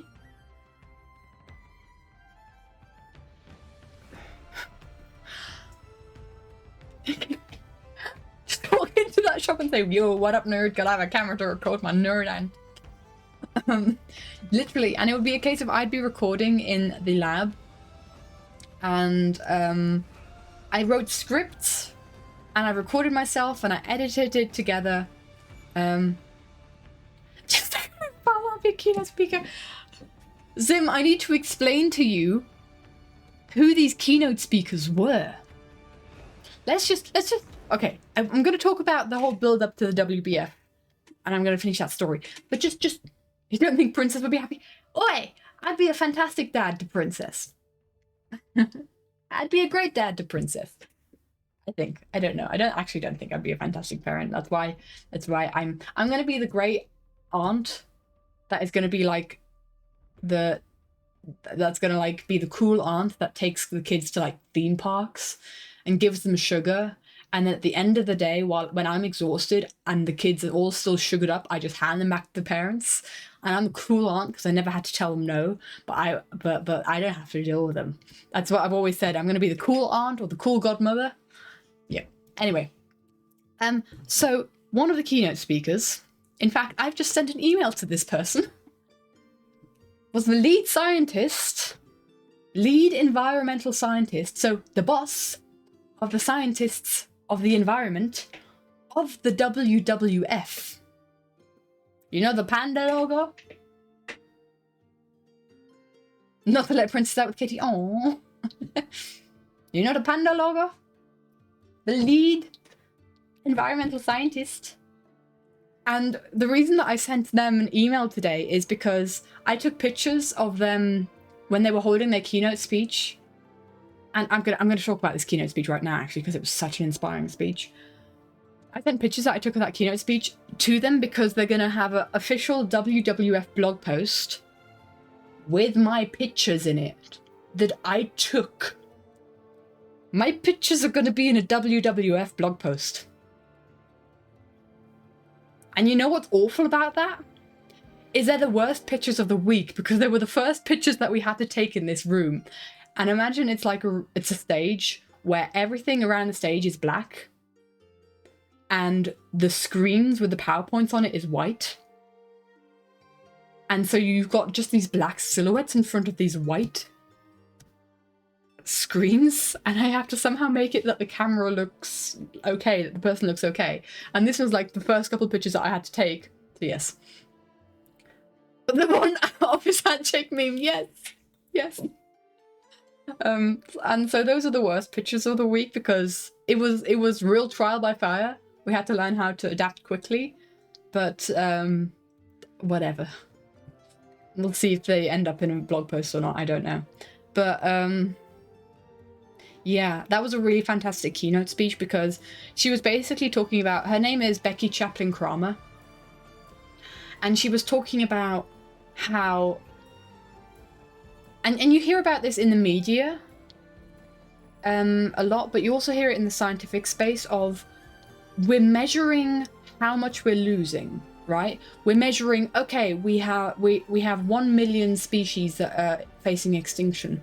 We're measuring this % of ecosystem loss until 2030. We're measuring these are the tipping points from when we will not be able to return. It's very doom and gloom, isn't it?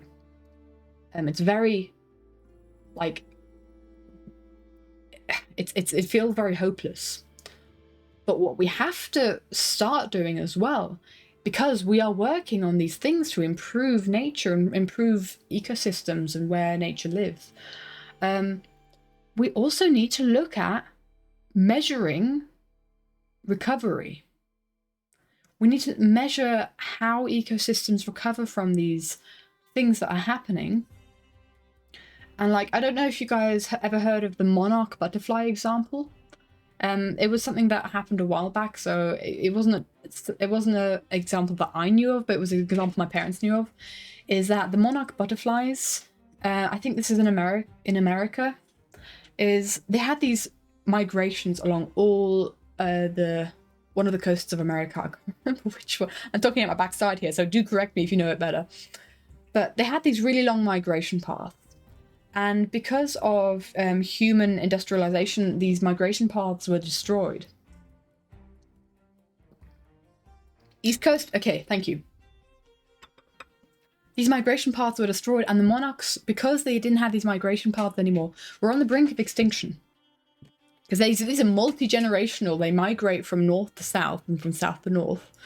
These migration paths were almost wiped out the whole population because there was interference by humans. And so that was like the poster child of this species is going extinct because of human activity. Well, now monarchs have jumped back.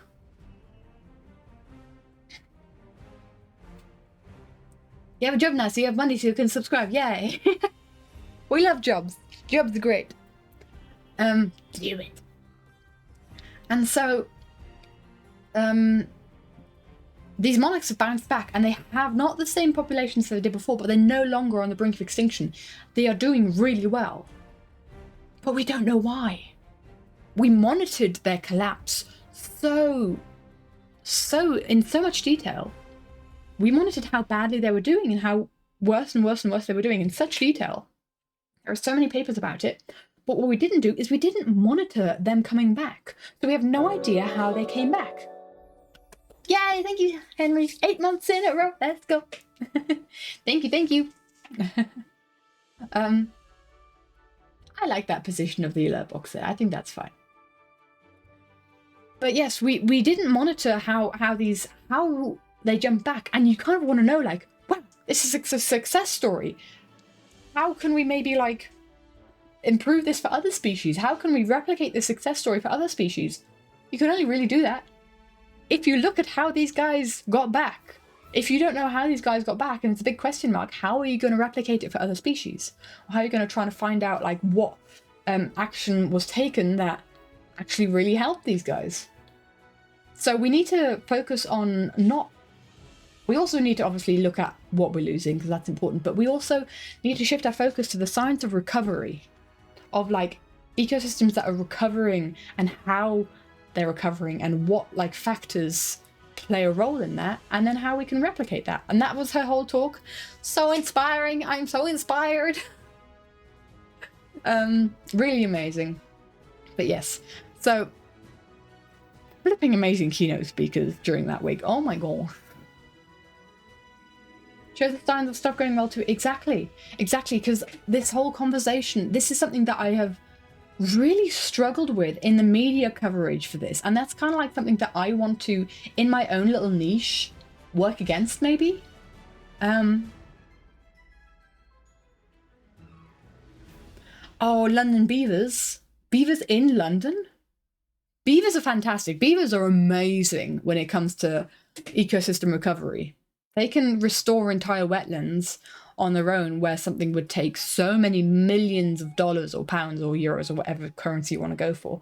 It would be so much more expensive to restore this entire ecosystem. Throw out a family of beavers and they've done it for you. I don't know about London beavers, but beavers are fantastic. Beavers are a so-called keystone species. And actually, I could walk into another keynote speech with this. Keystone species are species that, like, the single species affect the entire ecosystem and how it works. Beavers are an example of this because they build dams, which affects the flow of water in an area. There are some ecosystems that don't do well, doesn't flood. Has stopped an area that flooded constantly. Yeah.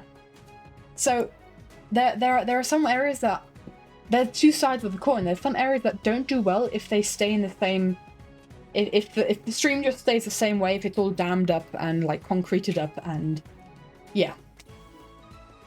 And so beavers, by building dams, kind of have the streams meander different ways by building dams.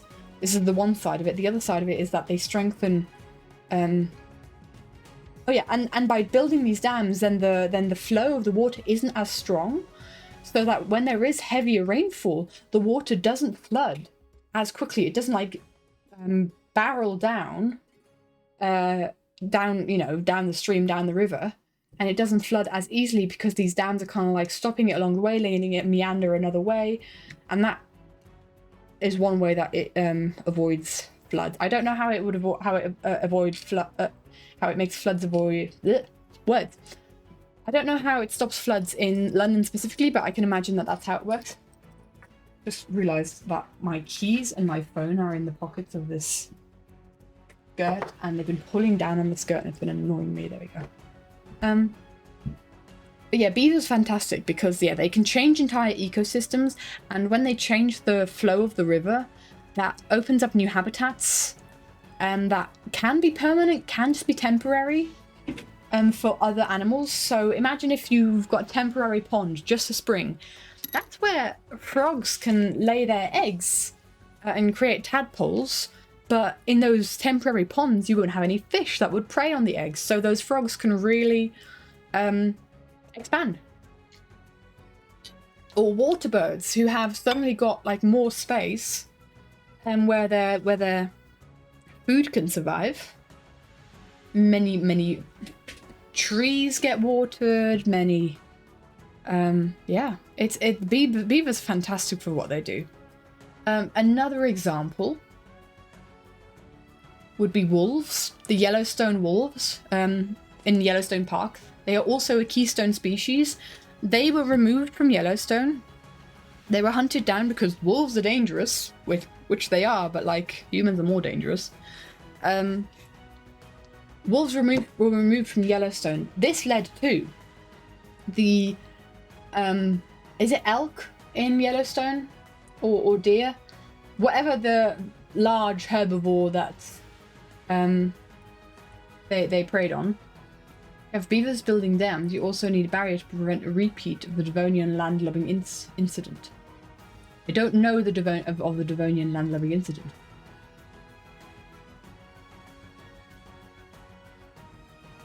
How dare you flow without my... It's the elk? Yeah, it's the elk. Okay. Dude, beavers are amazing. We've got beavers in a stream close to us. They've renatured a stream close to us. And they've also renatured a stream very recently, like within the last year, where my parents live. And it's like, it's so flipping cool. Because it's a whole river area that they've renatured, and they've actually built an island. And it's meant for beavers, and there's like a little extra stream going through. Humans aren't allowed on this stretch of land yet, because it's still being reclaimed by nature, and it's so flipping cool. I'm so happy that that's happening. But yeah, the Yellowstone Park wolves are another example, because they would eat the elk, which would prevent overgrazing. Without the wolves, the elk would spread like wildfire, and they'd graze, and they'd eat up all the shrubs and all the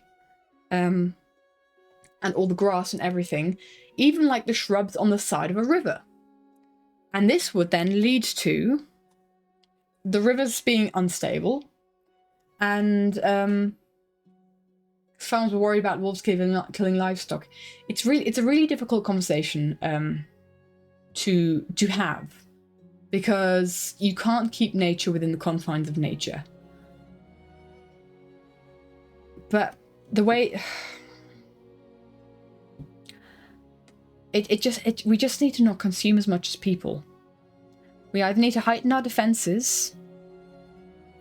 Yeah, we do have those discussions here as well. We need to heighten our defenses. We need to... It's really difficult. It's a really difficult conversation to have, because you can't just tell a farmer like, oh, your livelihood is worth sacrificing so that we can have a couple of wolves. That's not the kind of conversations we should be having. We should kind of be approaching people on like coming on the same level. So it's a very difficult conversation to have about like the risks that you have to go when it comes to wolves eating livestock and so on. I'm racking my brains whether we had a solution for that in lectures. I can't currently remember. Remember. But you kind of got you've got like wolves in national parks and stuff, and it is hard to keep them inside their spaces. But you need to find balance. Like, we as humans are a little bit egotistical with how much we're like, oh, this is mine, this land is mine, this is all mine. And what we need to do is we need to give some of that land back to nature. And that comes as sacrifices us humans. You know, don't eat as much meat, don't drink as much, or, you know, consume as many dairy products. It is kind of like trying to eat locally and not, you know, stuff that was shipped from halfway across the world. Local produce. It's a difficult conversation to have to your farmers, to like, suck it up, they'll eat your cows, whatever. You can't say that. But we also need to kind of realize that nature deserves some space, deserves to have its space, because if we don't have nature, then we're also at a massive detriment. And that's the thing with these massive predators. If we don't have these massive predators, these large predators, then entire ecosystems go out of array, because they don't eat the larger prey. So that probably means that that often means that the larger prey eats a lot of whatever their food source is, which takes it away from another animal, which takes it, you know, it's kind of like, it's a cascading effect. There was another example of orcas eating sea otters. So orcas were I can't remember where this was, but orcas were wiped out. But then sea otters, and I'm guessing it's in America because sea otters don't exist in Europe, I don't think. So the sea otters would explode in like not popularity in their numbers, which means they would be eating. Oh, enjoy the packing for the bike tour, my dude. Enjoy, have a good time with the bike tour. Good thing you're going this week, not last week.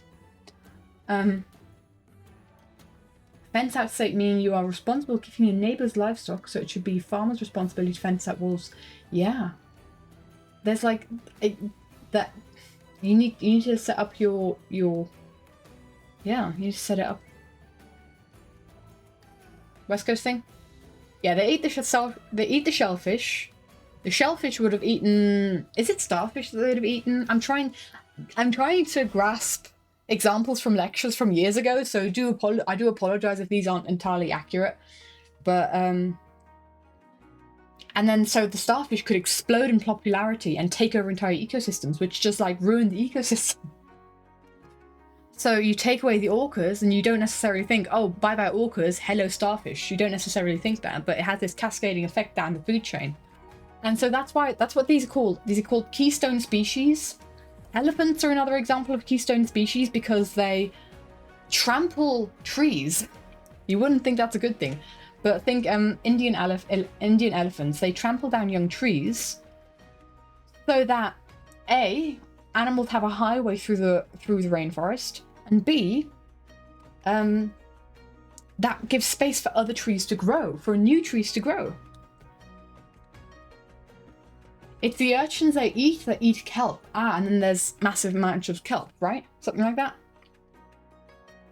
Patrick Star is trying to remove the whales. No! Yeah, these are examples that I can't remember exactly. It's a whole cascade of different species, so it's like I get a species wrong here and there. Oopsie. So these are keystone species. And another keynote lecture was amazing. It was by an indigenous lady from Turtle Island. Does anyone here know what Turtle Island is? She was amazing.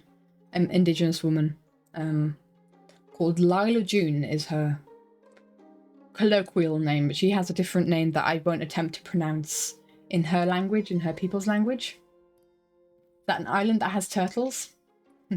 Turtle Island is what the indigenous people of North America refer to as North America. Which I think we should all be calling America Turtle Island. Okay? The urchins destroy kelp forests, so the otters keep the kelp forests alive, which... That's it, Henry. Thank you. That's it. That makes sense to me, yes.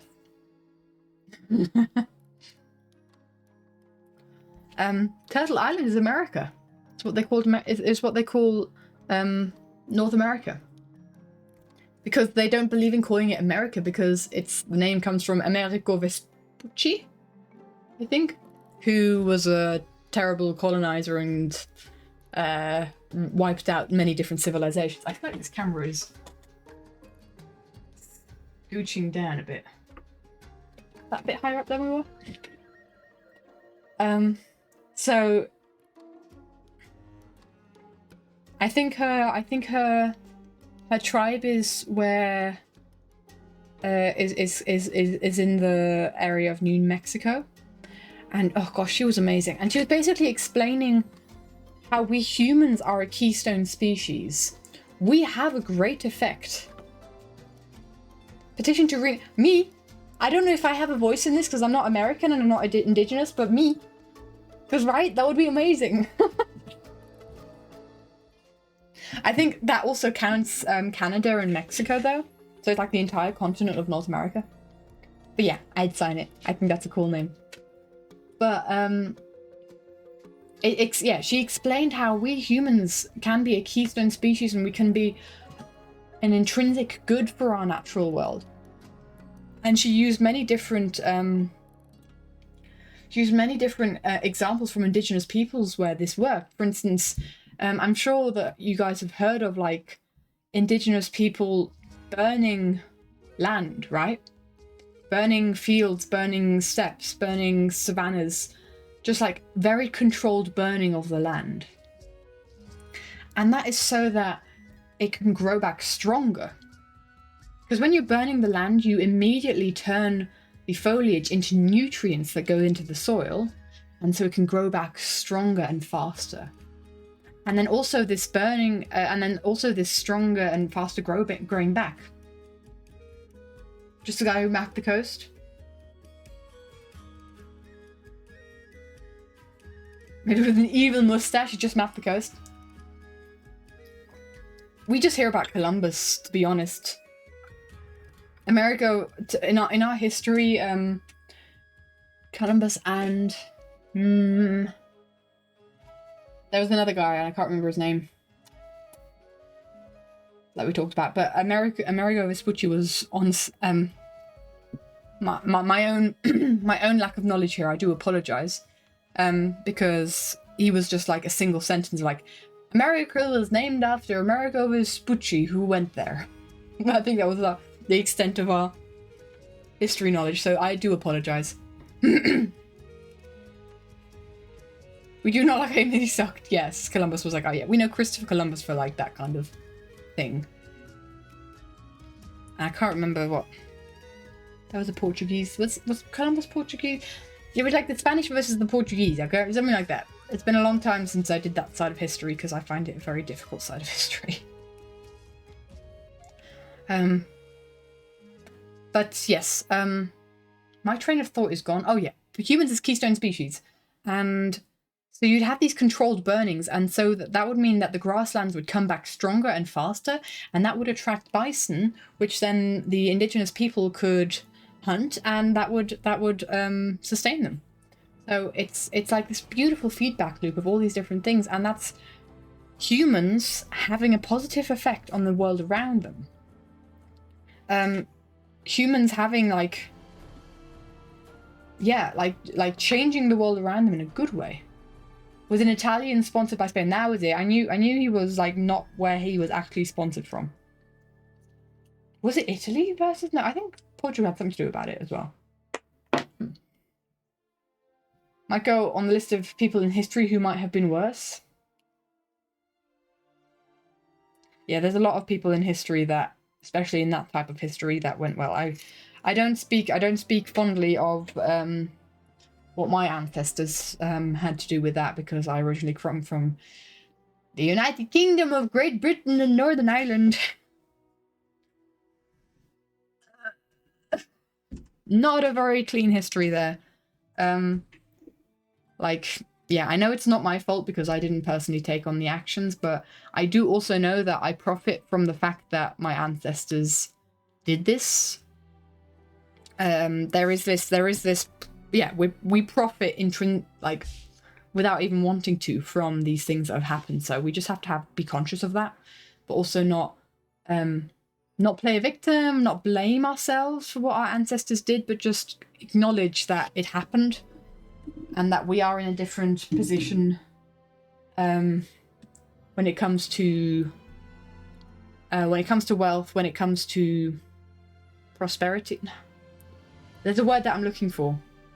And that's because of this colonial time, and we just have to acknowledge that exists. And what to do about it, I don't know. It's a complex subject. It's such a complex subject. But yeah, there was it was fantastic to kind of think about, because again, the narrative always says that we humans are bad for nature. We humans destroy nature. We humans plunder. We pillage. We wreak havoc, we exploit, we destroy. But we can also build, and we can also nourish and foster nature and do well.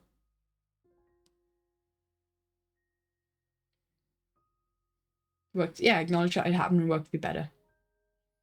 So we can also be a positive for our world. And let me just quickly Look, you guys on here. Let's see. Ba-dum, ba-dum, bum, bum, bum, bum, bum.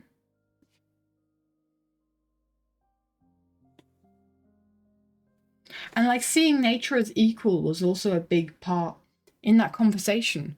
It was. Oh, here we go. I have a couple of quotes that we put together in a LinkedIn post.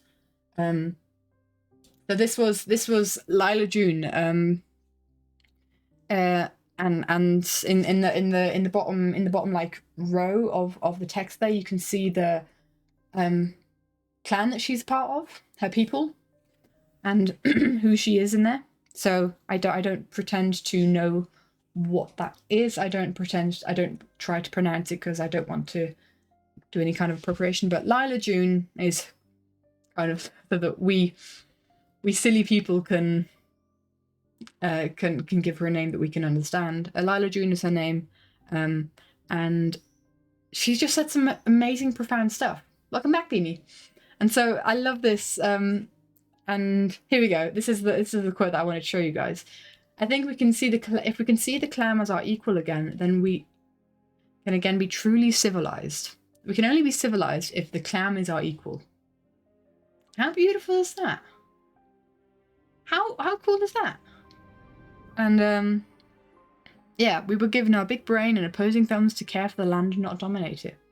So it's just, oh, she had so much amazing things to say. So many amazing things to say. We've been here for 2 hours, and I haven't even got to the point where... Oh. The Matrix claims that humans are a virus of cancer, but I disagree. Humans are one of the only species that notices they are doing something destructive and try to change. Yeah.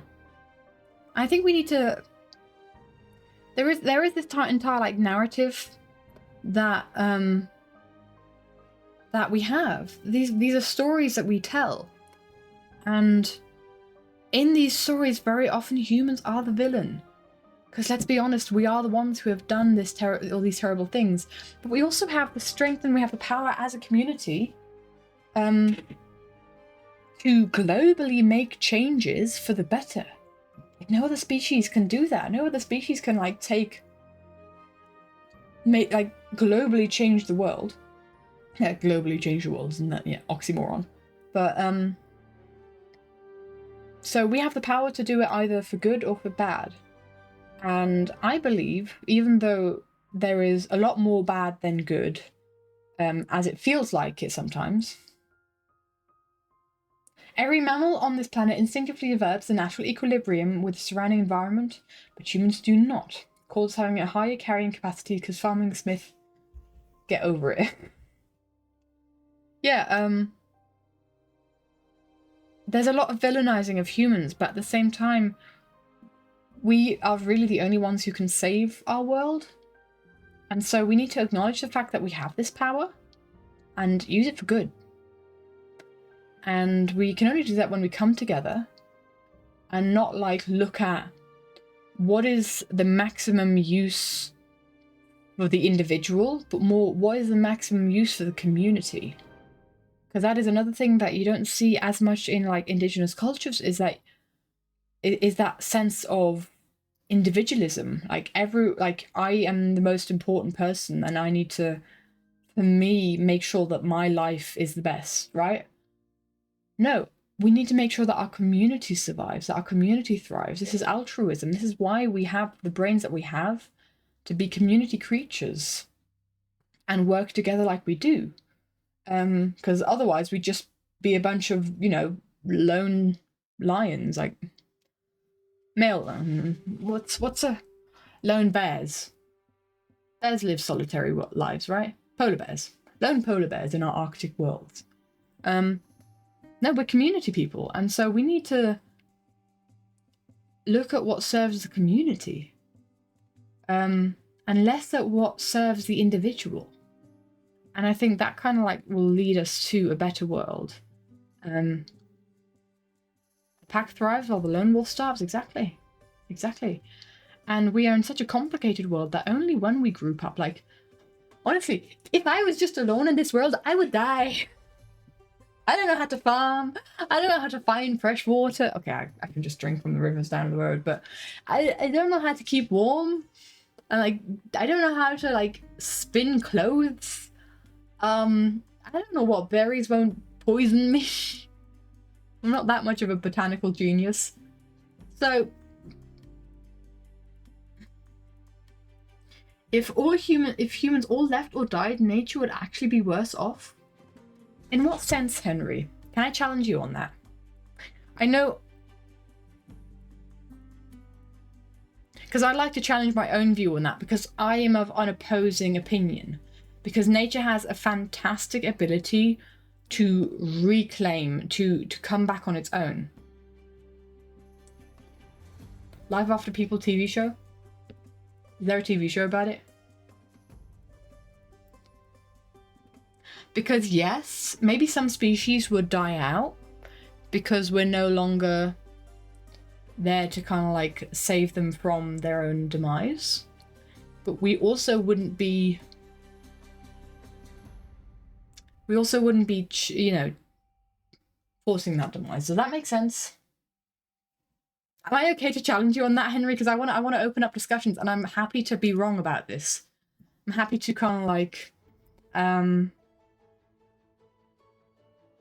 open up this discussion on whether it is a really interesting question. If people were to just disappear from one day to another like that, would nature survive?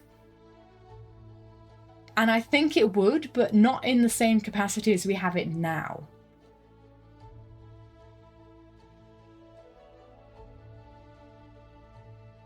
What would happen if the natural world, if people were to disappear? Is it the same program? Life After People TV show?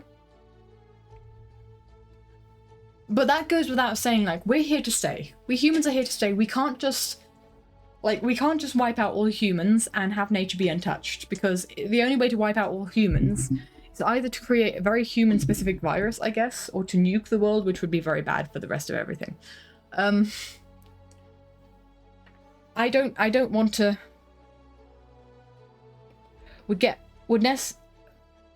Basically, it's that things would necessarily get worse by virtue of society's unstoppable decay before they got better. Nature would survive, but it wouldn't be pretty for quite some time. Yeah, I mean, look at, like, you gotta look back through history through all these mass extinctions, right? We are in a mass extinction right now. Caused by humans, most likely. I mean, there's no real other way to kind of, like, say it. But think about when the asteroid hit and all the dinosaurs died. Most, like, a very large percentage. Ivan, do you know this? How much percent of species survived that asteroid hit? And think about it, even in those kinds of archaeological, paleontological numbers, those is a gross understatement, because we only know what species existed because we have the fossils. And very few, fossilization is a very specific process, and it happens very rarely. So probably about 90% of the species that existed in the past, we will never know that they existed because there will never be any remains about them. 75%? You feel like humans are fundamentally good. So the good we do and the good we have the capacity to do outweighs the bad we do, especially now that we're being a lot more conscientious about nature. Good we do outweighs the bad that we do. I really hope that that's the case, my dude. I don't think I have an answer for that, because I think that's you got to have like a very individual view on the matter of, like, I hope we do good. I hope we can do good.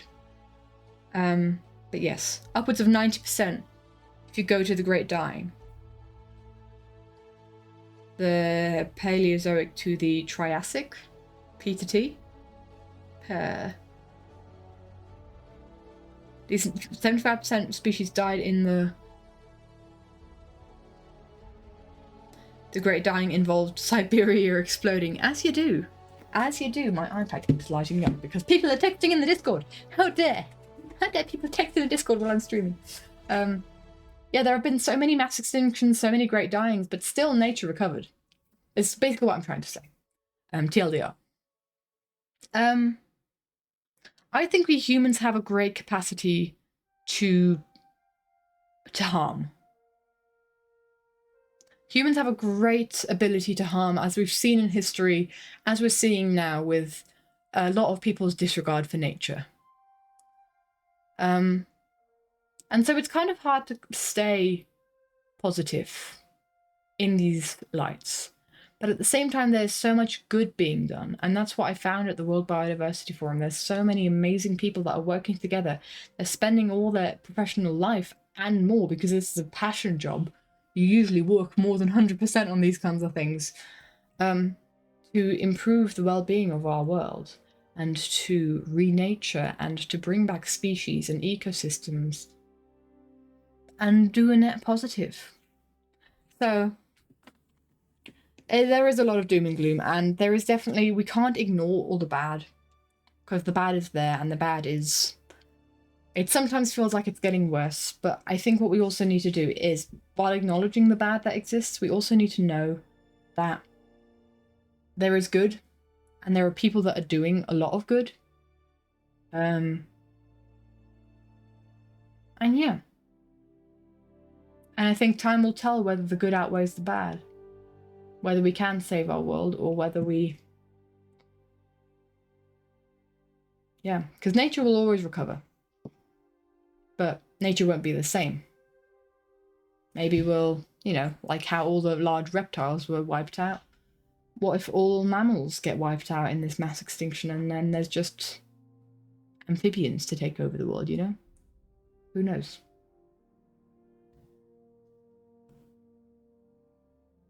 What you're wondering now is the humans be gone scenario, what the Lystrosaurus equivalent would be? Lystrosaurus says nothing to me. Recognizing the bad is the first step to fix it, yeah. Let's just hope that the people who are doing the bad also recognize the bad. This light, I'm sorry guys, I just need to, this light is just so bright. I can't anymore. It's, especially if it's getting dark, with it getting darker outside, let's just dim it a bit. Can I dim it? Is that okay? I can see again. It's not so stupidly bright. I think the white balance will figure itself out. I don't know where I was in my storytelling, I'm gonna be honest. But yeah, I did World Biodiversity Forum social media. And in that build up to it, I actually did all the assets for it. Like the logo that I showed you guys earlier. The logo already existed with like the World Biodiversity Forum text underneath it. So this here. Oh, I've closed my windows. Why did I close my windows?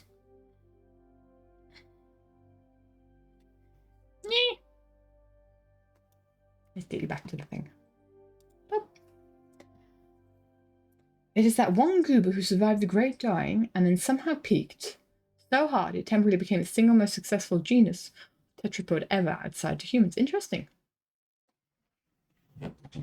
Interesting indeed. So this logo already existed and this text underneath it, but like I added a border to it, like a white or a black or a dark one. I made the YouTube logo to it. You can see my mouse. I made the YouTube logo and the YouTube banner, and dudes, I did so much. And then what I also did is when we had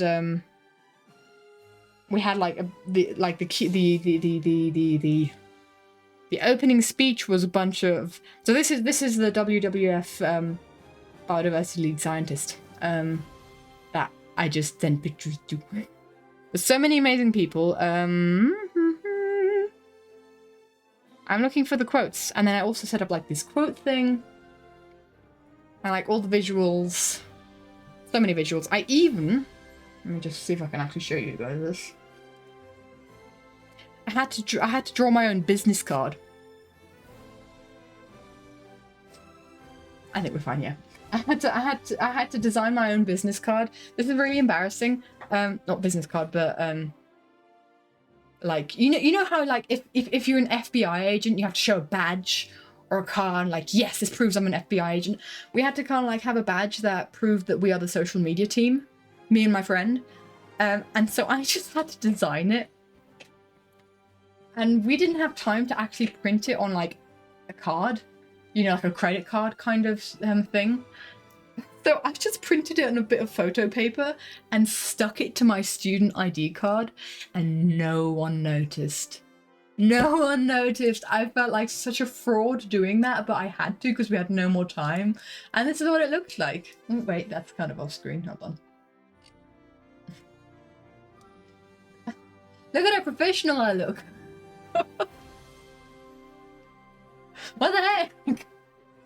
So, yeah. I did that. I did that thing. Boo! Hi, Molly. So I had to do a bunch of visuals. Professional Katie moment, indeed. Wow, so professional, indeed. So yeah, I had that, and also my friend who helped me also had that. So yes. Let's see. What else do I want to tell? So yeah, I set up a whole like scene for filming for the lead up for the WBF. How have I been? I've been good, really busy, and that's kind of what I'm explaining. I went to the World Biodiversity Forum. I was the social media manager. I wrote social media assistant on the business card because I didn't know if I was officially the manager, but now I know that I am. Of the social media manager of the WBF World Biodiversity Forum. Think World Economic Forum, but for biodiversity. I study biodiversity. It's like the place to be for me right now. So yeah, I was allowed to do the social media side of that, which was kind of really cool. And I'm kind of telling those stories now that I had, that I experienced, all those things.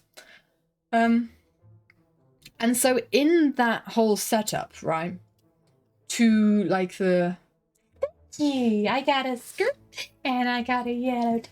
I like yellow. And most importantly, these socks. My socks have bees on them. That's the most important part of it. So what another really cool thing was for the lead up for the World Biodiversity Forum, I got to interview a couple of the scientific leaders.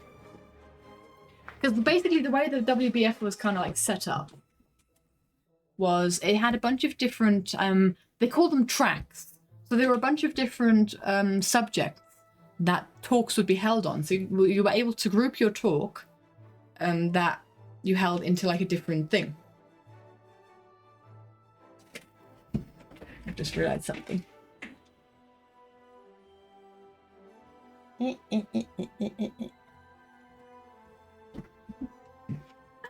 Oh, I was going to make that thing that you might have maybe seen at the top of my screen as a surprise, but maybe you've seen it now. I don't know.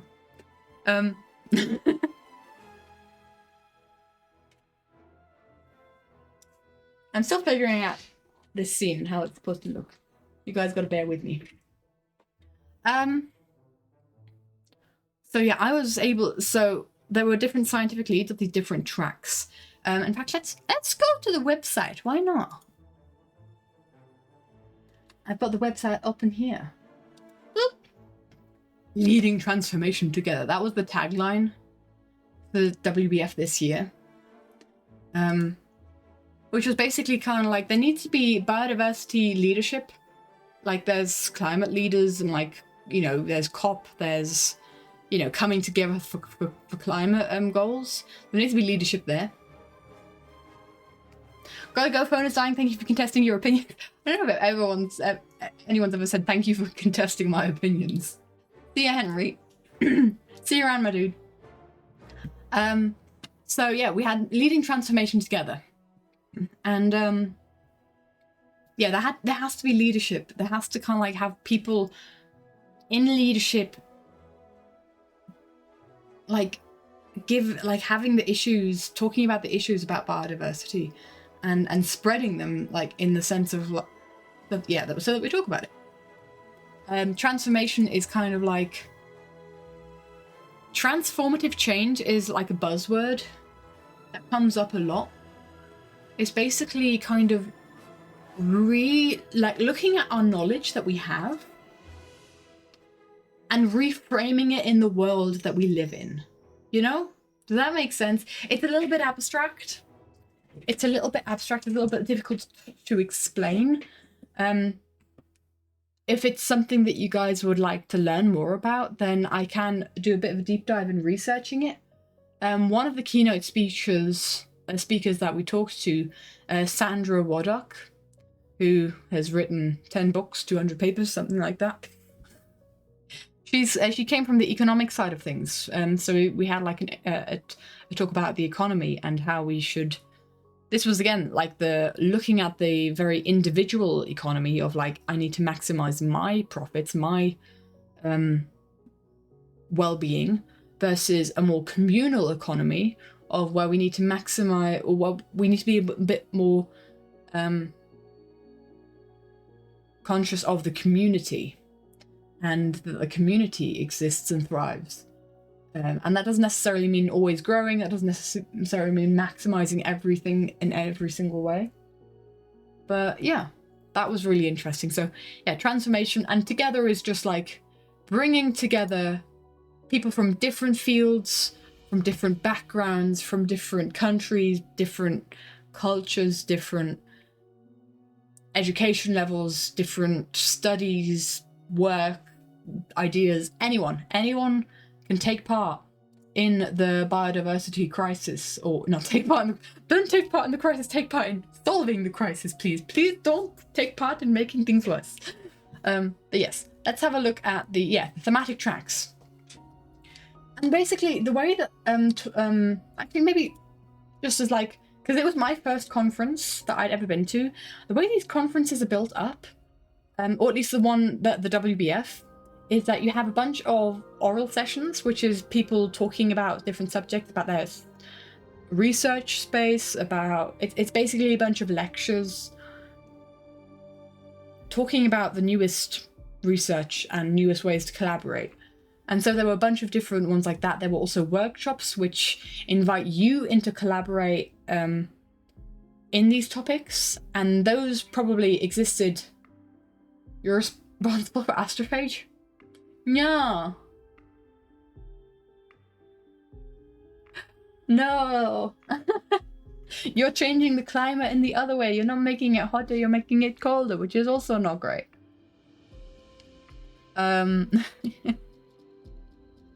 So yeah, and workshops were ways to kind of take part in that collaboration.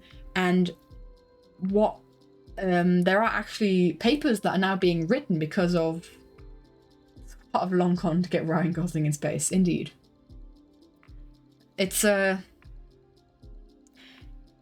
papers that are going to come out of the collaborations that my neighbour's bouncing around on me, of the collaborations that happened in this week in Davos.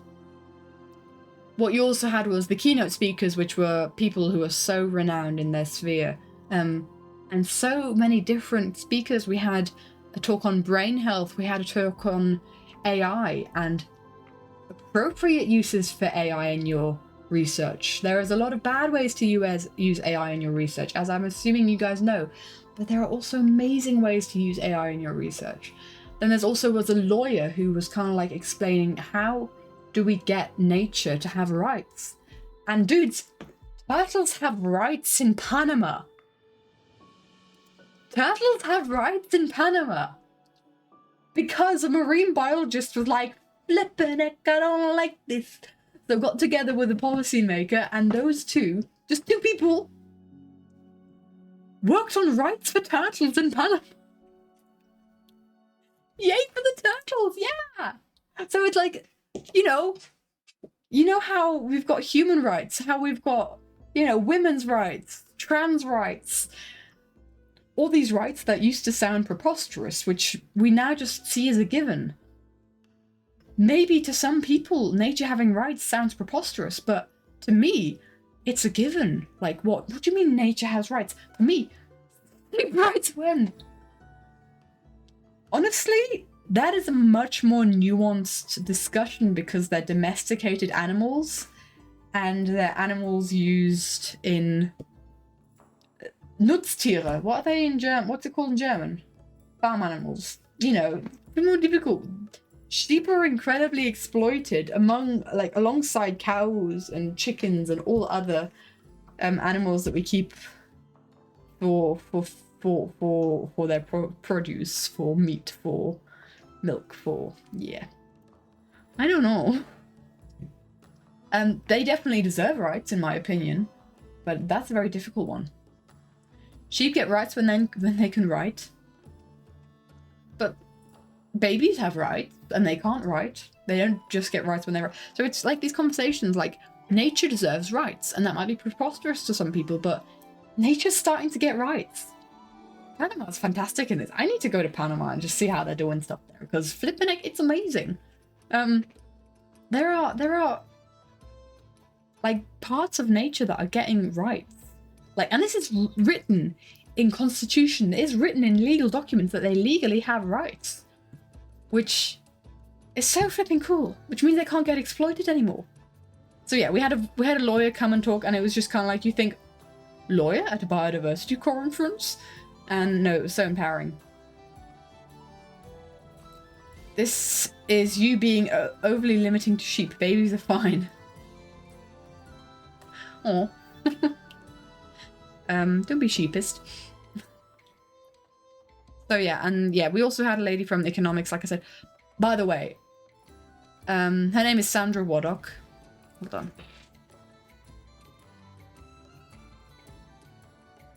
Here we go.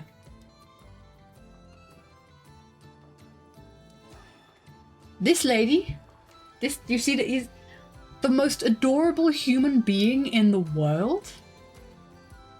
Sandra Waddock is, like, she is so renowned in her field. She's written hundreds of papers and, like, has spearheaded so many concepts. Her thing is the whole transformative change thing. And the way that the World Biodiversity Forum was set up is, actually I can show you guys. So we all had these name cards, and you had your first name, second name, which I blocked out for you guys, and then you've got where you're from, like your affiliation, if you're affiliated with a university. I have World Biodiversity Forum because I'm the social media manager, and Switzerland. So it says your name and where you're from. It doesn't say your title. It doesn't say what you do, what you have done, just your name. So that makes it like super easy to just start talking to someone. And only after you've like had half an hour's chatting with them, you go home and you Google their name and you realize this is someone who is so amazing, has done so many amazing things, is like top scientist in their field. And you've just had a chat with them. So this was literally the thing that we had with Sandra Waddock, is we were there on Sunday. We arrived on Saturday, but we were there on Sunday. And Sunday we had workshops. So it was like half of the people that were attending the WBF were there. So it was kind of a little bit empty. It was Sunday morning, 8 a.m. And we were just kind of like trying to get our bearings and figure out where we were going to film and stuff, what we're going to film. And so we just kind of like, you know, run into this, bless her, she's about a head shorter than me, Sandra Waddock. So like this little old lady who was just such, like, also looking a bit lost like we were. So we got talking to her. And it was just kind of like, yeah, we're really excited for the week, and yeah, we're gonna do some social media stuff.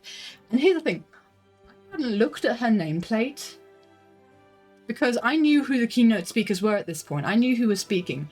I hadn't looked at her nameplate, and so I was just engaging in conversation, like really like relaxed, chill conversation. And my friend Ronya, who Ronya came on just for the week to help me for the WBF for just that week, because flipping heck, it's not a job that you can do on your own. And so Ronya's just stood there kind of like going, because she saw her name. And so we have this conversation, really, really lovely conversation. And just towards the end of it, she's like, all right, well, we'll see you around. Like, oh yeah, Catherine, and oh yeah, Ronya. And I'm like, oh yeah, and what's your name? She's like, Sandra what? And she shows me her thing, like, Sandra Waddock. I'm like, I know that name. And I look up, and there were screens dotted around the conference center that kind of showed like, these are the keynote speeches, and this is, you know, the sponsors, blah blah blah, on a loop. And I just look up, and it's just her face on the screen next to her name. I'm like, you're one of the keynote speakers. Like one of the top people on this conference who we've just had a really casual chat with. Everyone's so human. These top scientists who are world renowned in what they've done, they're just so human. They're just here for a chat. They're here to collaborate. And bless Sandra was such a, because she was such a sweetheart, because she was like loving what we were doing, and she was like, you ladies have such an amazing bright future ahead of you. Keep doing what you're doing. I love what you're doing. You guys are amazing. Continue. And it was just like, that was that on the Sunday. And then for the rest of the week, every time we bumped into Sandra, it was a case of like, how are you? How are things going? How has it been? It's like we were best friends from the get-go. It was so sweet. It was so sweet. And then yeah, she just stands up in front of 1,000 people and holds this speech, and you're like, that's my friend. And it was also so adorable when she was holding her speech, because I was up close and personal. Like, I took that picture that you see. I was really close, and like paparazzi. I was rushing around around the around the whole room, kind of taking pictures of people. And every time, at some point, I was like sat in the front row, kind of like in between taking pictures, and she smiled down at me, and it was just like, I can't even. I put these people up on a pedestal because of what they've done, because they are such amazing scientists, they are such amazing people in what they've dedicated their life to. And then they're just people, and they're so humble, and it's like the whole feeling of this forum has been a case of, I mean, I don't know how it is in other fields, but I can imagine in other fields it's very competitive, right? In like very, very often, you're trying to get a promotion, or you're trying to kind of like form the right connections that will get you that promotion, that will get you that deal that you need to get. Everyone there was just so sweet and like just so open to talking to anyone, no matter who you are and what your status was. And yes, you wanted to collaborate, but you never wanted to outplay anyone else. You never wanted to like step on someone else so that you can get your promotion. No, it's just an air of collaboration. You just want to work together because everyone is working together towards the same goal. And that is saving nature, which is a really noble goal. Hi, Drawing Guy. Welcome, my dude. Thanks for the resub. You see an awesome face cam. Hi. So that was what I thought was just so inspiring about this whole forum, is that you had no idea who you were talking to, because there was no title, there was no accolades on your card, on your person that you were hanging around in your lanyard. There was nothing like that. It was just people talking with people, and then organically creating collaborations out of that. And that's so inspiring. And so there were 1,100 people who attended this conference from 70 countries. And I had a fantastic chat with people from America, with a guy from Pakistan. There was, I had a chat with someone who just finished her master's from Malawi, and she's doing fundamental research, which has never been done before in river ecosystems in Malawi, which is just like, we need this research, and they're doing it, because that's also a problem with like our data collection, is that there's so much data in the global north, because that's kind of like where all the scientists are. Well, I'm being very general here. That's where there is more funding, and that's where there are more scientists doing science than in the global south. And so there's some things that we just don't know about the global south, even though that is where the biodiversity hotspots are. Think the rainforest, like really high density of species in one area. We don't know. We know so much less about the rainforests in the Amazon than we do. We know so much more about the river just down the road from my place, because it's been more researched. And so there's people doing fundamental research, and from these countries. I had fantastic conversations with a lady from Kenya. She's from an indigenous group in Kenya. Her name is Nelly. And I had the privilege to interview her before the World Biodiversity Forum and kind of like talk with her about her work and everything that she's done, and so inspiring.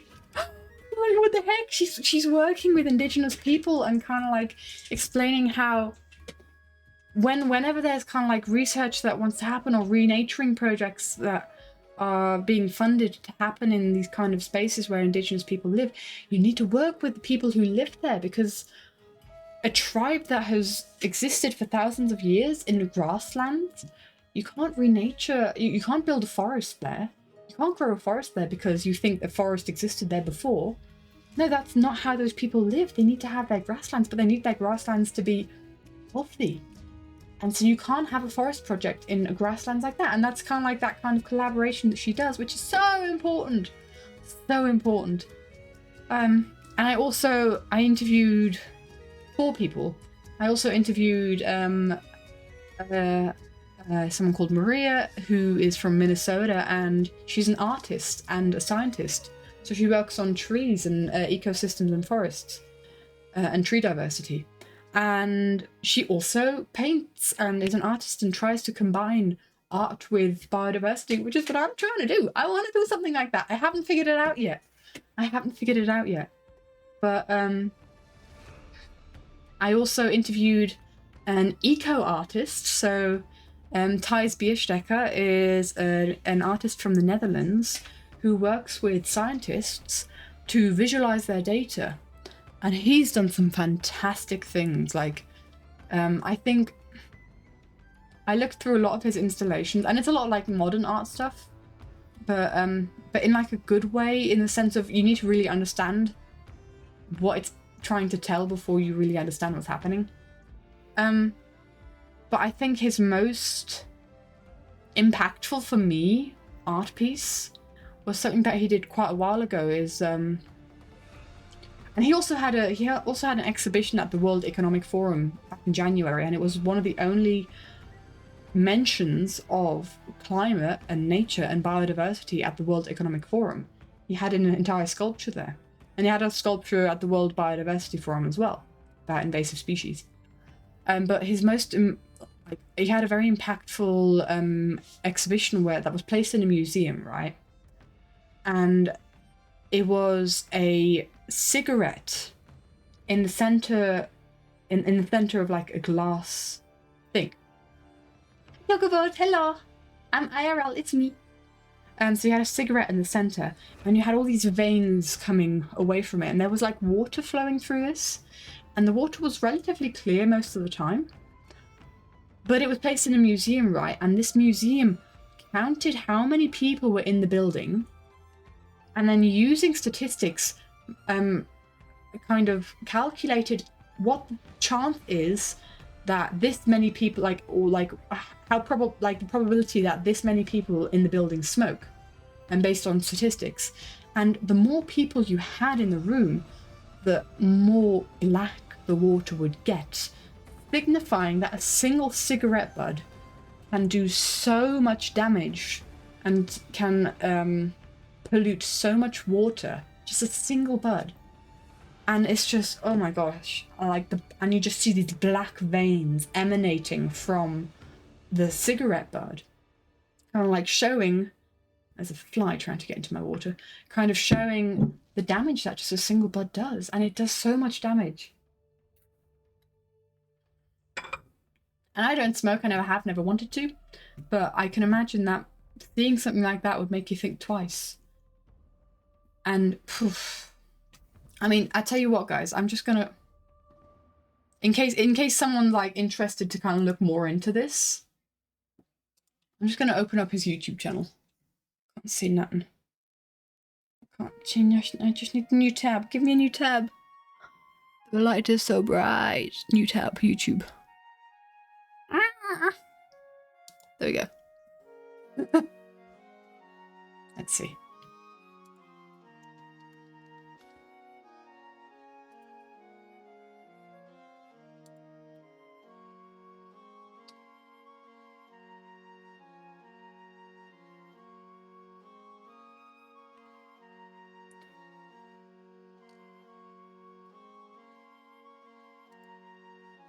Let's see if I copied the link yet. This is so hard. The light is so bright. There we go. Control C. Control V. There you go. So go check that out. The amount of money, yeah, I can imagine. I can imagine. It's the environmental, it's the health impact, it's the expenses, it's just... Whew.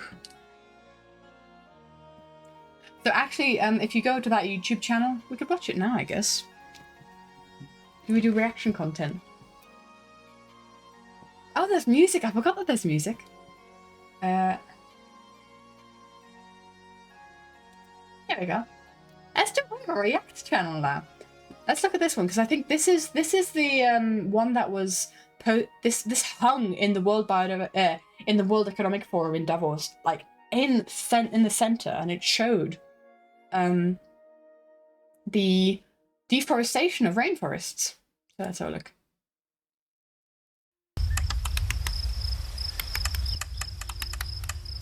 So it's lights switching on and off.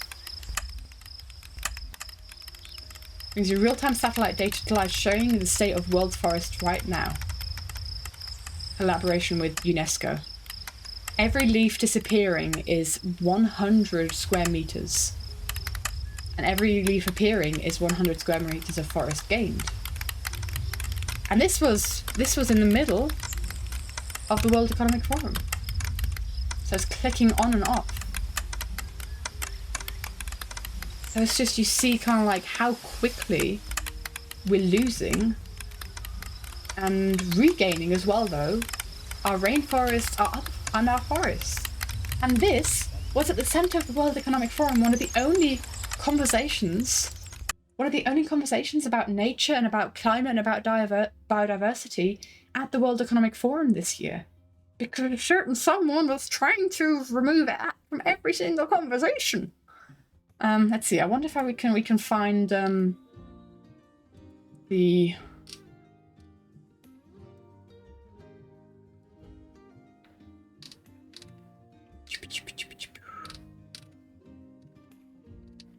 I wonder if we can find the cigarette one.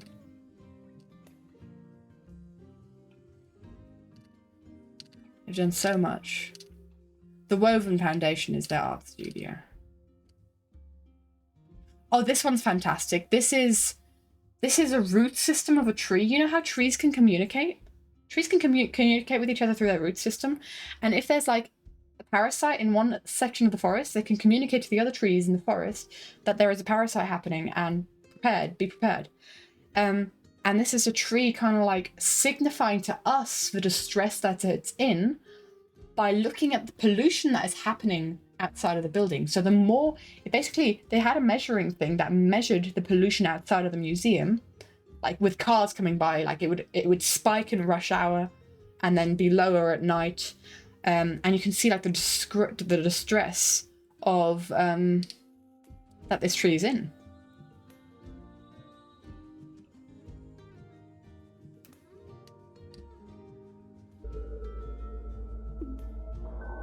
It's pretty calm at the start. It's kind of like these pulsing... Yeah, this pulsing kind of communication that comes out.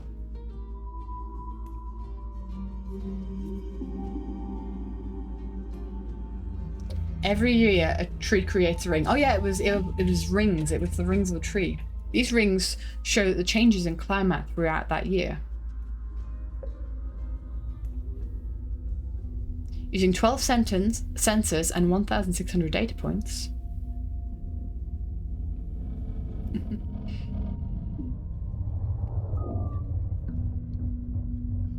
We create a real-time tree ring every second.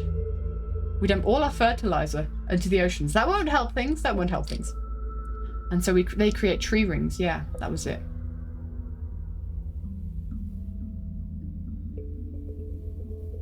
And with cars coming by, you kind of see the pollution.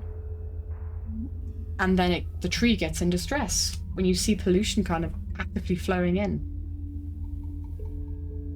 How cool is that?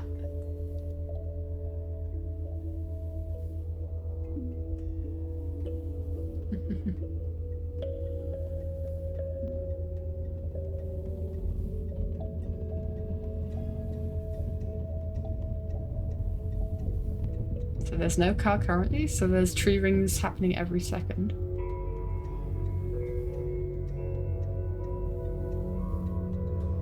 And what they also had is you can hug the tree to make the tree feel better. If you touch the tree, it takes away all the noise and the chaos.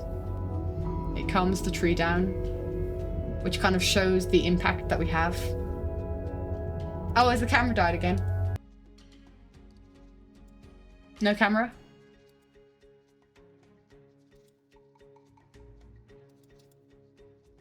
What is it with this flipping thing? I need to get a dummy battery and plug it into my computer.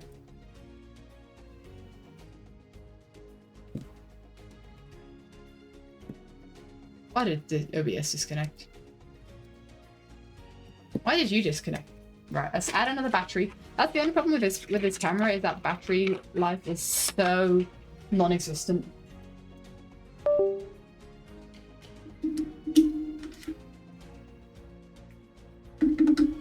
You know you disconnected, but that's because you weren't connecting anymore. Right, we good again? Yes, do. That sounds good. Let me just plug in the thing again.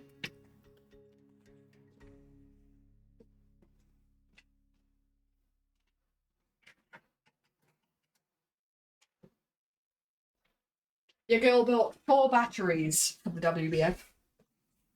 4 batteries is what we got. We're back. No, we're not back. Why are we not back? Hello? This is rude.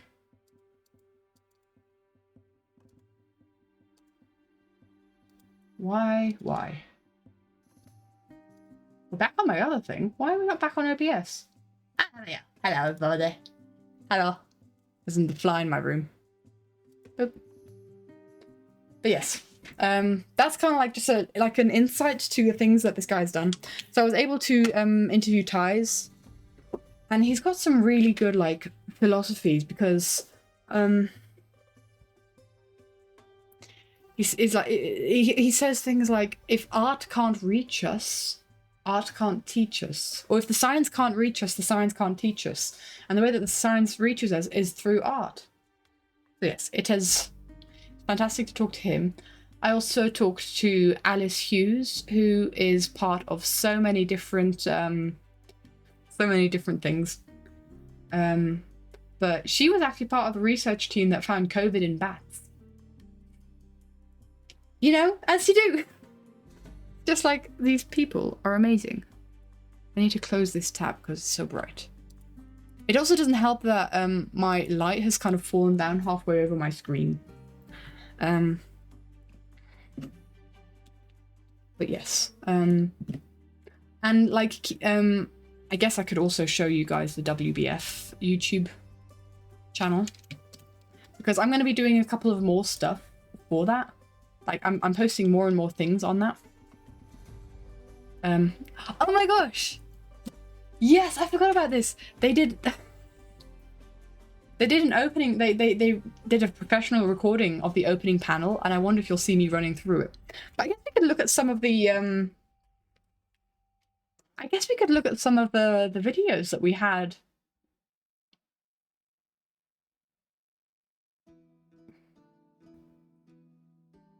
That I did. I guess why not? Why not? Are we ready? Are we ready to look at what? Maybe we should watch some of the.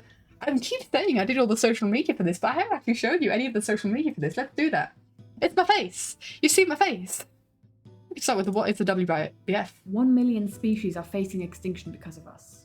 Biodiversity and ecosystem loss could spell the end for countless Your girl's an businesses. influencer. We're fast approaching global tipping points, which will create a world in which many will struggle to survive. So far, actions to combat biodiversity loss have not led to a global improvement. We need to do more. Well, we are. This is the World Biodiversity Forum. Since 2020, we have taken a transdisciplinary approach to the issue. We gather and engage people from multiple sectors to find practical solutions to the biodiversity crisis. This is not just a forum for scientists.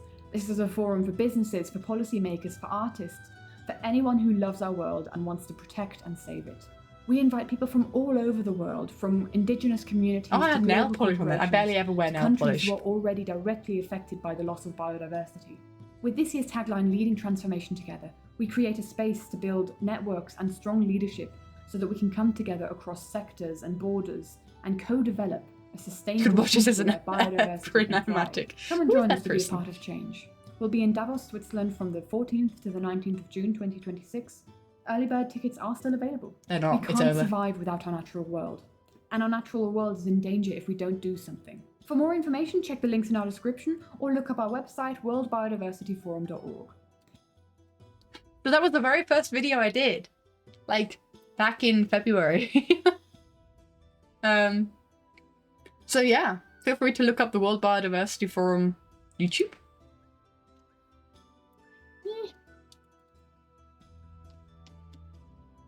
So professional. I wrote a script and everything. But tell you what, let's go through the days that I did, because I did a summary of Sunday, Monday, Tuesday, Wednesday, and Thursday. Friday, we weren't really doing much. It was just an excursion day. We weren't at the center. It's still being edited together. I haven't finished it, but why not have like a watch through of of like the daily recaps that I did. I edited them, dude. I was editing till 11 p.m. every night during that week. It was like you start filming at 8 a.m. You film all the things of the day, then you go home and you edit until 11 p.m. It was a week. I can say that much. But why not poddle on in? And who you'll also see talking to the camera is my friend Ronja. I've actually talked about Ronja before, and Vern also knows Ronja. We're like uni friends, the three of us. But my friend Ronja, we call her the purple koala friend. If you've ever heard us talk about the purple koala friend, because she loves the color purple and she loves koalas. That's Ronja. So my friend Ronja kind of basically came. I was so stressed because you're doing the entire social media coverage of this forum alone. And there was no way I was going to be able to do that, because basically what Ronja was a godsend on is she studies English. So like she was a fantastic interviewer. She interviewed the people so well and came up with such amazing questions, which meant that I could focus on the camera and the settings of the camera. And so we were really, and while I was taking pictures of the keynote speeches and the opening ceremony and stuff, Ronja was like writing down quotes that people were saying for us to like post in like a quote post that we did. I've already shown you some of those quotes. But Ronja was a godsend in this. We worked so well together, and she then went out while the keynote speeches weren't happening. There were just oral sessions and workshops. She went out and gathered material for me, and in that time I could edit and I could start editing, and it was just would not have worked without her. We were a dream team. We were the dream team. Okay, should we go through every single recap day? Are we ready with my content creation? There's going to be more coming. There's going to be like the keynote lecture interviews. We held interviews with most of the keynote lectures. There's like individual things that I wasn't able to cover in these daily recaps. So yeah, we'll go from there.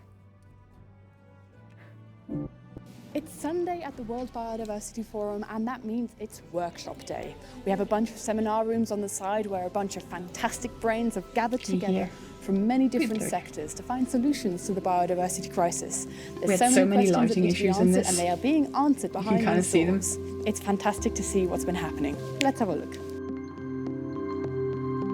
And so yeah, we kind of like looked into different workshops, and the workshops was like physically doing action, like doing stuff. So we do have a lot of those interfaces working between science, policy and practice or society at different levels as well. So what we want to do is actually create a community of practice where we want to actually have a space where we can actually learn from each other, maybe actually also develop joint activities to really get from, yes, we know what we should be doing, into the implementation, and think about which partners and which stakeholders we should be working with.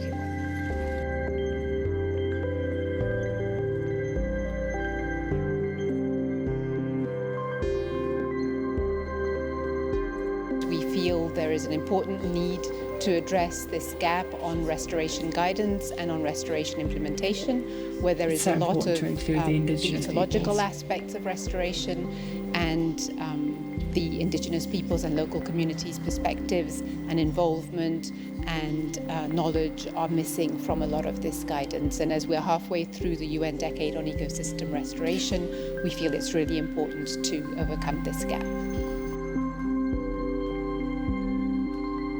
We had so much also like file issues. Like the files were corrupted. I had to throw them into like through 3 different programs to get the I files feel back. it's really the interplay of multiple actors. I mean, it has been, I would say, a buzzword now for many, many years, but quite often it's very difficult to implement. It's a real challenge, and I think there has to be a lot to be done, and maybe also we need to think a bit outside of the box how we can actually reach that multi-actor. It goes a lot. What did you miss? We're looking through the daily lines recap videos. Of trust into each This other. is Sunday, into so these it was different workshops. groups So of actors. Sunday is we need to multiple work people on actually this. I working think together, listen, having empathy like for these other physically, groups and building up practically that find trust, which takes solutions. time. That was Sunday. But we're getting there. I'm confident we're getting there. Today, I had the pleasure Tanya, to it's visit my friend. many of the workshops happening here at the WBF. And I was walking it backwards was at the so time. interesting. I never wanted to leave Make sure that any I of the didn't walk rooms into again. anyone.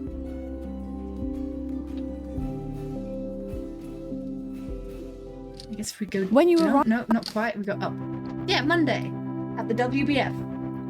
So this was everyone coming in. And It's Monday at the World Biodiversity Forum and people are already flocking in. There's a lot more people than yesterday at the workshops.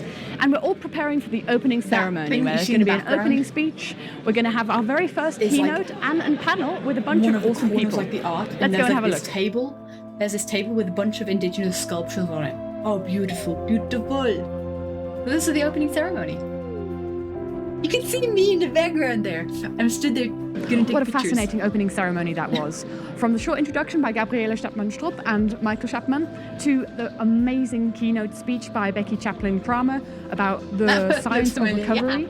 And then we went on to the panelists, which had such a diverse spread panel- of the people. opening We panel loved was every moment of amazing. it. But don't worry if you couldn't attend. The opening ceremony will be uploaded by the end of the week. It has So keep an been. eye It's out. been We'll uploaded. link it in the description once it's up.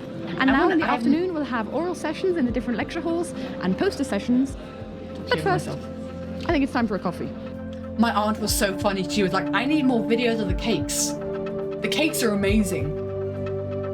By the way, this is the art installation you see here. This is the art installation that Thijs Bierstecker did about invasive species. And there were also posters. There were 200 posters that people hung up We're about their working on studies. the Artenabc.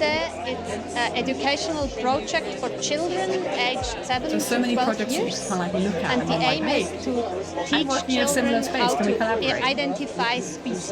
it's so great. That's Nelly.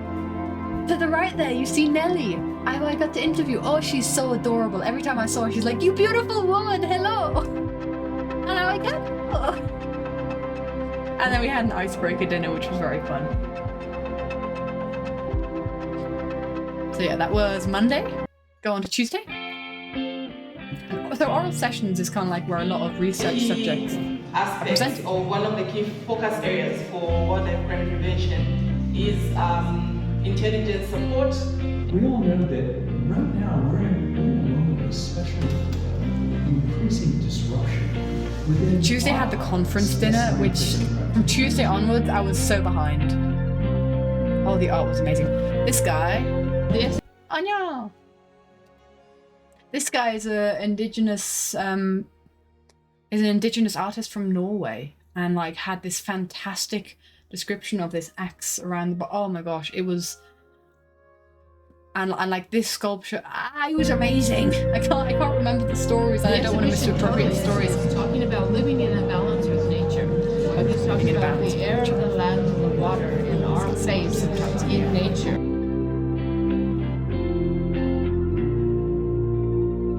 So I don't think that people come here and expect a talk on brain health.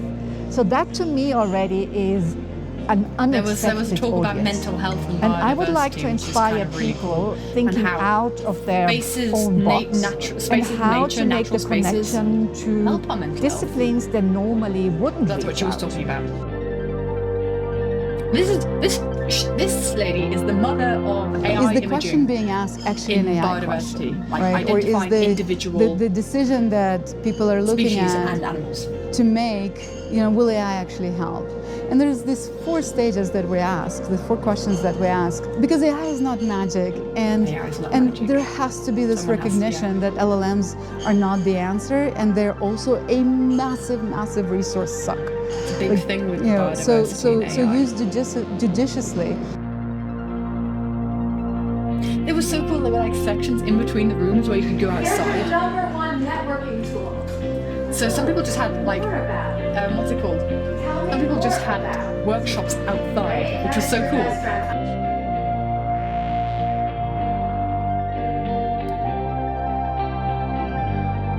It's been an action-packed day here, so you haven't seen much of us.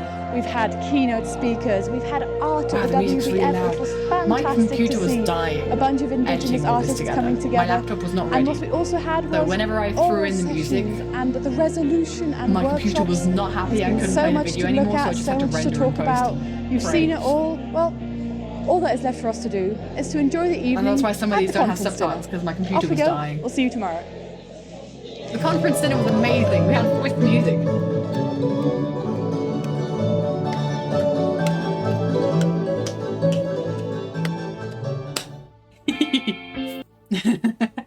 There was just traditional Swiss music being played. It was great.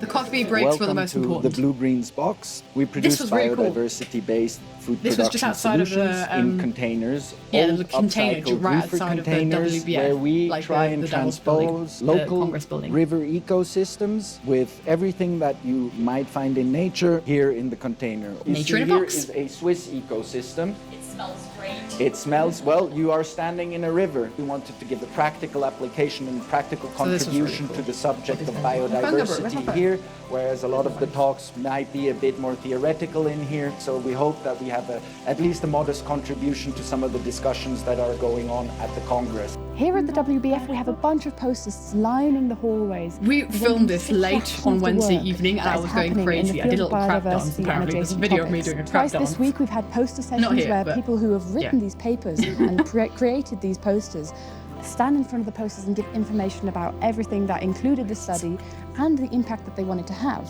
We've had a look at some of these posters. Let's bring you along for the ride. Poster done. So this study was a This is a lady baseline from Malawi. inventory Oh my gosh, she is of so an adorable. Afro-montane ecosystem. It was mainly looking at biomonitoring. Because in Malawi we lack biodiversity data on aquatic biodiversity. My study was I think I specifically deleted it, to be looking at honest, actually. macroinvertebrates. The server needs it.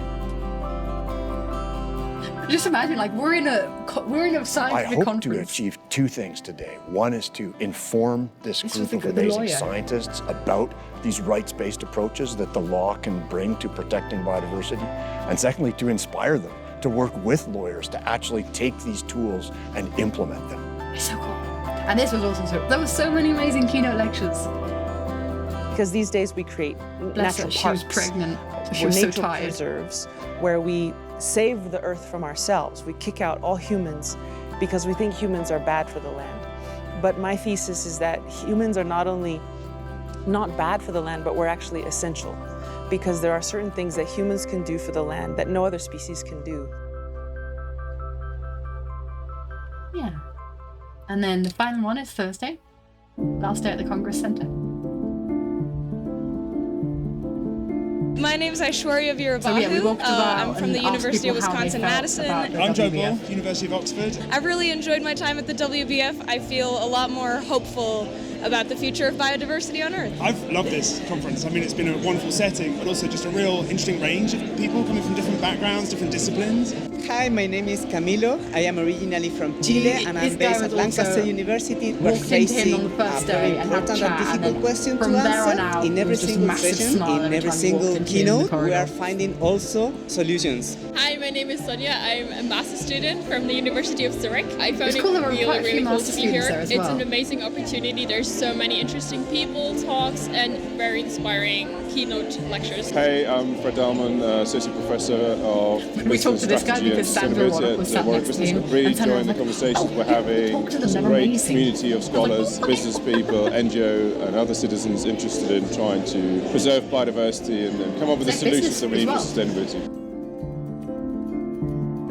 This lady. She's amazing. I can't. One of the mindset shifts that needs to happen is a shift from what I'm going to classify as neoliberal economics to an economics of well-being for all, where all includes all of nature and humans as part of nature. It's a massive change in how we think about the purpose of economics, the purposes of businesses, why we do business, not to generate personal profits or growth for shareholders only, but to maximize the common good in some way. Preach! And this guy was also amazing. It's kind of like... The more we can get information out, the better. But we're not very good at that as a community, so we tend to shy away from communicating publicly as a community. There's massive opportunity, whether it's through social media, whether it's through other media forms, for getting the narrative out in a way in which resonates with different parts of the community. I really want to do this. This keynote inspired me to talk more about biodiversity and get that information out there. But also understanding that you're never going to resonate with everyone in the community. That doesn't mean we shouldn't persist with getting the narrative out, getting the message out, that we're facing a biodiversity crisis. We know what needs to be done to address the biodiversity crisis, and now we need to catalyse the action, the transformative change to deliver on that outcome. A better world for people, a better world for nature. It has been an intense week here at the Congress Center in Davos, but it also has been the most informative and interesting week. I have met so many people I never thought I'd ever have the chance to meet. It's just incredible to see how many people are here because they're interested, but also because they're so passionate about wanting to change the world together and for the better. What I will definitely be taking home from this week is how hopeful so many perspectives are. There are so many chances to work together and actually make a difference. There we go. And I've got some more videos that I want to post. I want to post the full interviews of all these keynote speeches. There was a fantastic leadership workshop that I was not able to cover at all that I really want to talk about. The art at the WBF. Oh my gosh, the art there was amazing. And so yeah, that's what I'm doing the next couple of weeks. That's me. That's what I'm working on. I'm sending out files to people who requested them at the moment, but yeah, our natural world is just amazing, and I want to do my part to protect it. Are you guys along for the ride? I don't know what this looks like in my future, but this has really inspired me to kind of do something, to kind of like contribute in some sort of way. We're all along for the ride. Yeah, nice. And just kind of talk about how amazing our world is. And if that's kind of like talking about subjects that I learn about on stream and having like a little, oh, time for the biodiversity segment, this is what I learned this week, that is something awesome that people are doing, then yeah, go for it.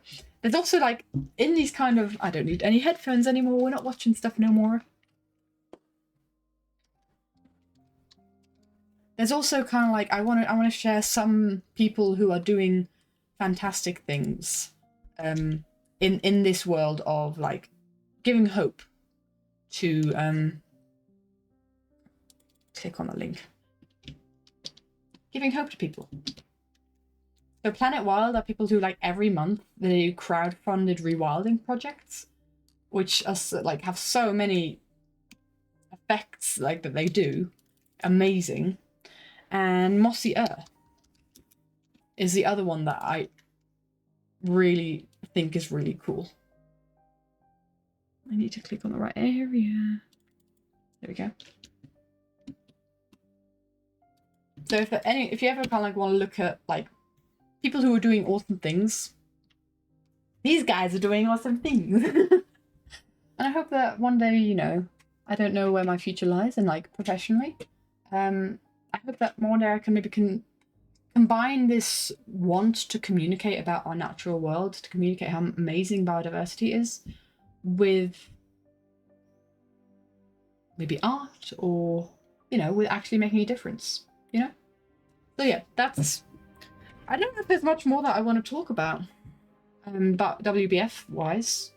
I just come home feeling so inspired with what people are doing.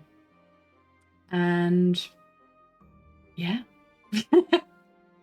I guess that's what I have to say.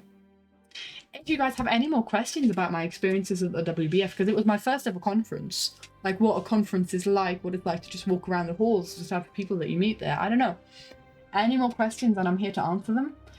I'm gonna let you think about those questions, and I'm gonna take a little quick bathroom break. Be right back.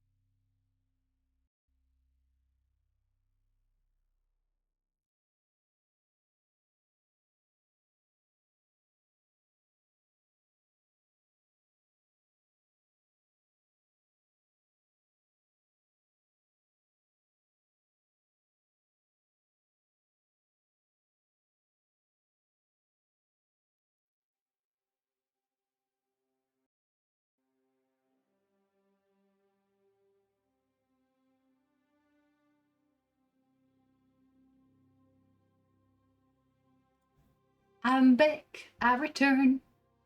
Ba-da-bum-bum-bum. So I see there's no extra questions. So yeah, I think that's where we kind of leave it off for the WBF talk. This was really cool. Thank you guys so much for indulging me in doing these things. It's really important to me to kind of communicate where our world is at and what we're doing. And yeah. And we'll see where this turns, what this turns into. We'll see what continues. Why is Beamy no longer a moderator? Why is Beamy so... Well, hello? Does Beamy not show up as a moderator? Yes, you are. That one message didn't show you as a moderator. You see it on screen, right? You guys see it. Did you guys see it in Twitch? Huh? Weird. Weird. You guys can see it in the chat. You can see it. Yeah. Oh gosh, this is break my brain. You can see it up there in the top message. You have a sword in your end. How strange. You didn't on mine. But it's back now. It was just for the one message. Well then. Should we, maybe just spend like maybe half an hour doing some drawing? Have to ban multi-detect if we have the powers. I wonder if moderators can ban moderators. I don't know if that's possible. How possible that is. Should we do some... Did we just lose me? Hello? I'm still here. Hi?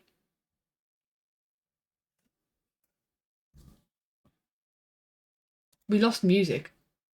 I've just realised because I closed all my tabs. We lost music. You get the music back. Yeah, I can't see nothing. Flipping lights.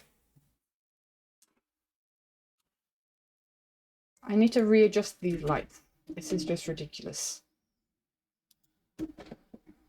Can't. They're falling off of my screen. Whatever. Did I hit drawing? Yeah. Just for half an hour. Just a little bit. I'm gonna be careful when I've got the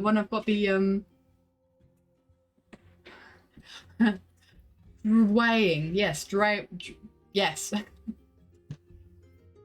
You did hear that. There are so many flies in here. My fault for keeping things up. Yeah. Yeah. Fingers on the wrong keys, indeed. Let's do a little bit of drawing. And talking about the map. I think what we can do is we can colour some people. Colour me impressed. I think. Me thinks. Yeah. Yeah. Okay, I'm gonna immediately overstimulate you guys. Are you guys ready for overstimulation? Here we go. And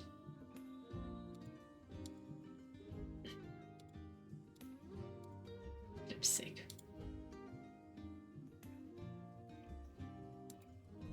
Why have you done this? Why have you done this?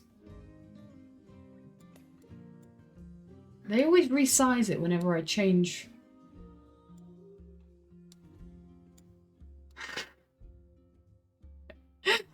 Killing me. Did I say that? I don't think I even realized that I'd made that joke. I don't think that I even realized that. Whoopsie. Well, not whoopsie, actually. I'm proud of myself in that case. Is that in screen enough? There we go. This is a new thing, not sure when this was announced. Right! Let's announce it! It was kind of announced, so basically we're doing a multi-animated project, a map. A map! Hi, Lucy Shiny. Welcome. To Twin Life. So it's gonna go up on the Everin channel. I sure hope a random Sam with an axe doesn't fall on multi. That would be crazy. Right?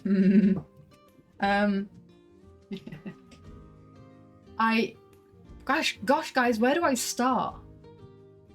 If people don't know about the map, where do I start? A couple of months ago, we announced that we were doing a map. Or about a month and a half ago. Let's start at the very beginning. Very good place to start. Animatic project dedicated to multi. I mean, to be honest, multi is one of the main characters in this. So it kind of multiple animators or multiple animatic artists. Because we're not all animators here. I'm not an animator. So in case you don't know what that is, look it up, I guess. Multiple multis. It's the multiverse. And so we've got a bunch of people working on this. Dude, this is so self-indulgent. I'm acknowledging the fact that this is an incredibly self-indulgent project. I've got my foot stuck in my bin. Hold on. It's irritating me. I need a footstool. In this new setup. I need somewhere to put my feet. Because honestly, literally, I have a side desk here, right? I've got to be honest with you guys. If we ever have like a chatting section, this is me. This is me with my feet on my desk if ever we have like a chatting section. And I feel like I can't really do that, so I need like something to... I'm embarrassed. Wait, who's the bird? Birdie! Wait, no. That bird is Mango. Mango's a crow.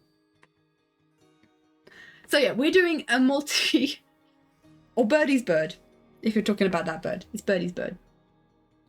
The birds. So, in case you didn't know, a couple months ago we did a little something called Twin Life.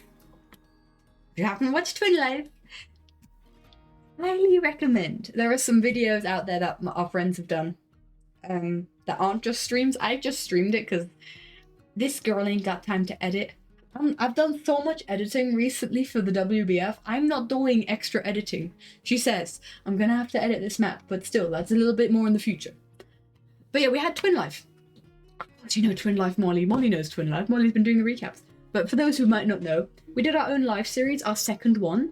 Apparently, the first live series we ever did ended a year ago. Everlife ended a year ago. I don't feel old, you do. It's fine. And it went very well for Multi, yes. Twin Life went very well for Multi. And it went very well for me as well, especially that final episode. That final episode went so well for me. A year ago tomorrow, in that case, or a year ago tomorrow. We're all getting older. So.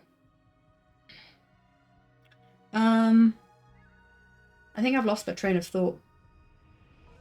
Oh yeah, so at the same time that Twin Life was happening, I also had this little art challenge that we were doing called the Draw the Song Challenge, which meant every 2 weeks we shuffled my animatics playlist and it landed on a song, and we'd have to do some sort of art to that song.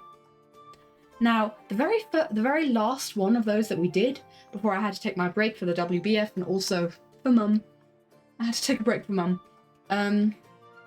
was Pompeii. It landed on Pompeii.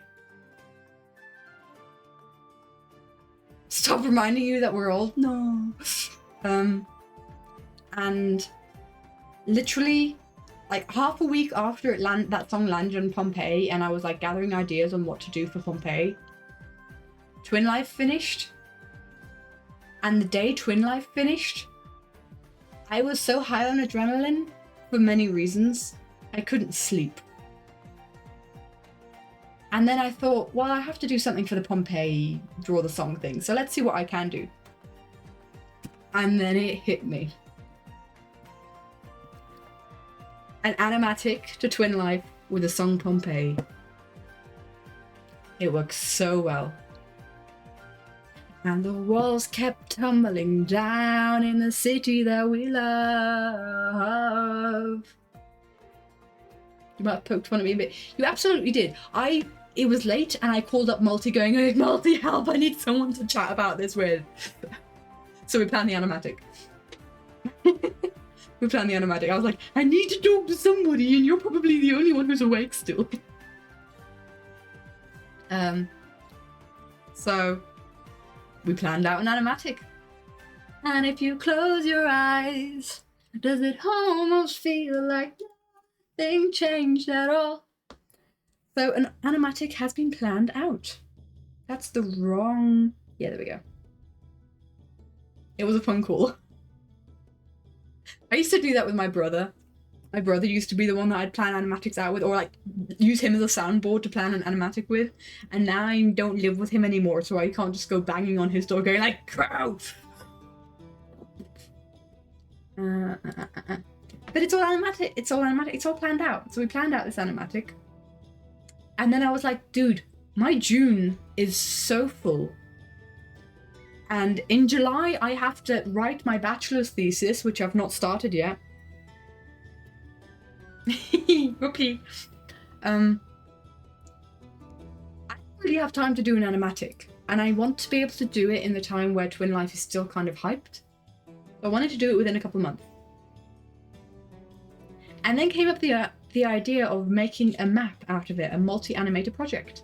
And I brought it up in the Everlife chat, the people who take part in Everlife, and the people there were like, yes, let's do it, I'm taking part. So a lot of the Everlife people are taking part in this animatic, which I think is so fun because they get to tell their own stories. They get to tell the stories that they were a part of, and I love that so much because I mean, yeah, again, I came up with this animatic, me and Multi, we came up with the storyline for this animatic the day after Twin Life finished, and we weren't allowed to watch anyone else's perspectives as Twin Life was going on, so it's very biased towards me and my experiences with Cucumber, and we had a lot to do with Multi and Sam in Twin Life, so it's very focused on our two duos My bad. It's not as spread out as it should be.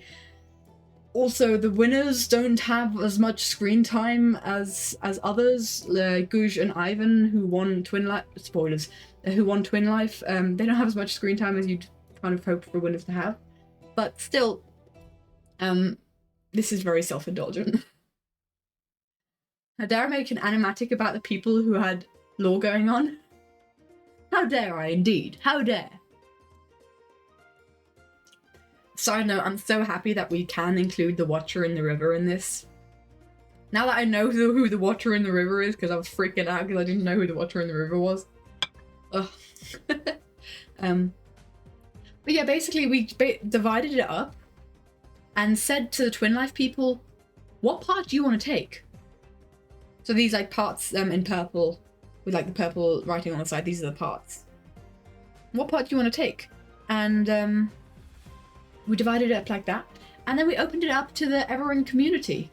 So anyone who is an artist in the Everin community, I didn't open it up to YouTube because I didn't want randos coming in. I'm gonna be honest. I could have, and maybe we would have covered more pieces then. But yeah, we were able to divide it up between a lot of people in the Everin community, and the art that is happening right now, guys. You're not ready for it. It's gonna be so flipping cool. It's gonna be so cool. So it's gonna go up on Everin. Can't wait to see it. Oh, the work in progresses. I'm so hyped. I'm so hyped. Absolutely. And because we had we had a cap on most people kind of like only being able to take on 2 pieces maximum. So you're allowed to take on 1 to 2 pieces. And also then be like a sub-in. And that ended up, because we didn't have enough people to like cover all of the pieces, not everyone wanted to do everything, that ended in me taking on like, I think I've taken on 9 pieces. I might hand over a couple of those pieces, I'm gonna be honest. But yeah, I'm taking on quite a few moments. But like, not in the sense of where I'm overworked, because they are. I'm very happy because I get to take on really cool moments. So you know, 6 hours drawing yours in general basis. Yeah, I haven't done anything necessarily. You just got asked for your episode 1 skin. Oh, interesting. Your Templar, your green Templar. Then go send it. Go send it to them. But yeah, I get to do really cool angsty stuff. I get to draw Multi being killed by Sam. Literally. As a distraction from what was happening with Mum, I was drawing Multi getting killed by Sam. That's distracting for me. That is therapeutic. So, hold up. Let me show you guys what I've done so far, because why not? Why not? So this is the theme that took the longest so far, so let's get rid of all these reference pictures because they are overstimulating. So a bunch of characters, and this is where Sam murdered Multi. Guys. Oh, hello. Can't see me no more. Here we go. This is where Sam murdered Multi. And dudes, until I got this bringing smiles to the darkest of times. Multi's tagline apparently, yes. In the strangest ways. So I had a lot of like, I had a sketch here. Ooh, hold on, let's see if we can figure this out.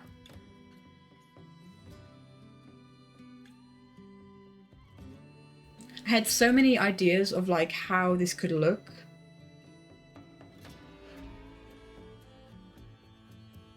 Because I was kind of like trying to be really artsy about it. I was trying to make it look like a Renaissance painting. I don't know, something really dynamic. But I couldn't figure it out. I couldn't figure out the composition. So I just went for a central one. With like everyone kind of, with Multi in the center and everyone crowding behind Multi. Around Multi, trying to kind of stop Sam from landing the axe crit. Because with this version here, I was going to have a bunch of hands reaching out to Sam. Kind of in the... I think I was going to take inspiration from the creation of man, you know, where God and Adam are like touching. And there's like a bunch of like angels around like God, kind of like something like that I was trying to. But instead of the creation of man, it's the killing of Multi, apparently. But yeah, it didn't work out, so I went for this this composition. We'll see how it works with moving characters. So I think Multi's, the way that I'm imagining this moving, like Birdie running towards the screen, me moving towards Multi, but Cucumber and Mango moving towards Sam, Sam moving closer, Multi moving closer. Yeah. So this took for flippin' ever. How long have I been on this? Because maybe, I don't think even the canvas information is going to communicate how long this took. 5.5 hours. I think it took longer. I stared at this screen for so long because like these poses are so difficult, and like figuring out new character designs is also so difficult.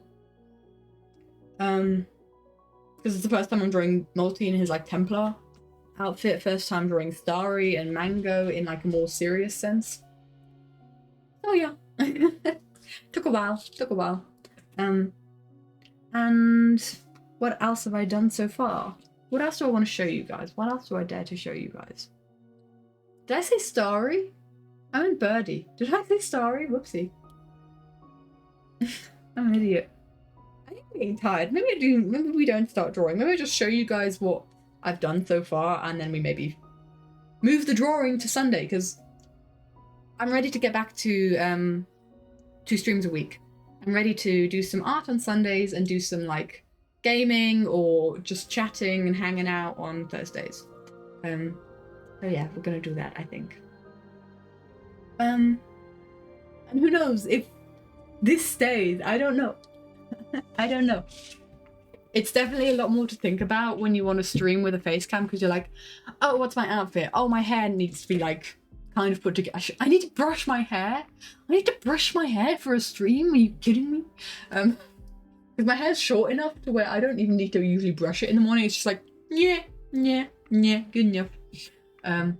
Multi has something planned for next Thursday. Okay, we're gonna do Multi Madness next Thursday in that case. But yeah, I wanna definitely work on this map on stream. So this is kind of like me announcing I'm working on this map on stream. We have to have this finished by the end of July. That's the thing that we does it involve lava buckets? Does Multi's thing involve lava buckets? Depends on traffic. Oh, I hate traffic. But I want this also to be said. Probably no longer here. He was here earlier. You get one guess on who has been a godsend in organising this. No lava buckets? Multi, what happened to you? You get one guess on who has been amazing in helping me organise this. And if you have any kind of like, Beamy, you knew, come on. Let people guess. Molly, Sam, yeah, Molly knew. If you have any indication of like how much help he's been in like the Secret Santa and other stuff like that. Sam's been an absolute godsend. This gremlin here, this murderous gremlin, this portal guy, he has set up all the spreadsheets. He's helped me kind of like stay on top of everybody, because it's like it's a bit of an organizational nightmare trying to get all these people together to make art and then distribute all the pieces according to the pieces that people want, which I'm actually really proud. We were able to get accommodate pretty much everyone. Like there was one overlap where too many people wanted the same part, and so I couldn't give that part to someone. But otherwise we could like talk out like what parts did people want, like maybe we want to do another part, or we were able to talk out most things. And almost everybody who signed up to take part in the map is able to take part in the map and do the parts that they want to do. So I'm happy. That worked out really well. And I get to do the parts that I really wanted to do, so that's really cool.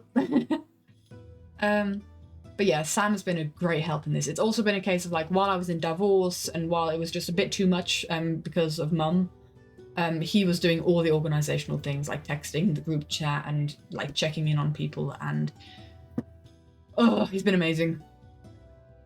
He's been amazing.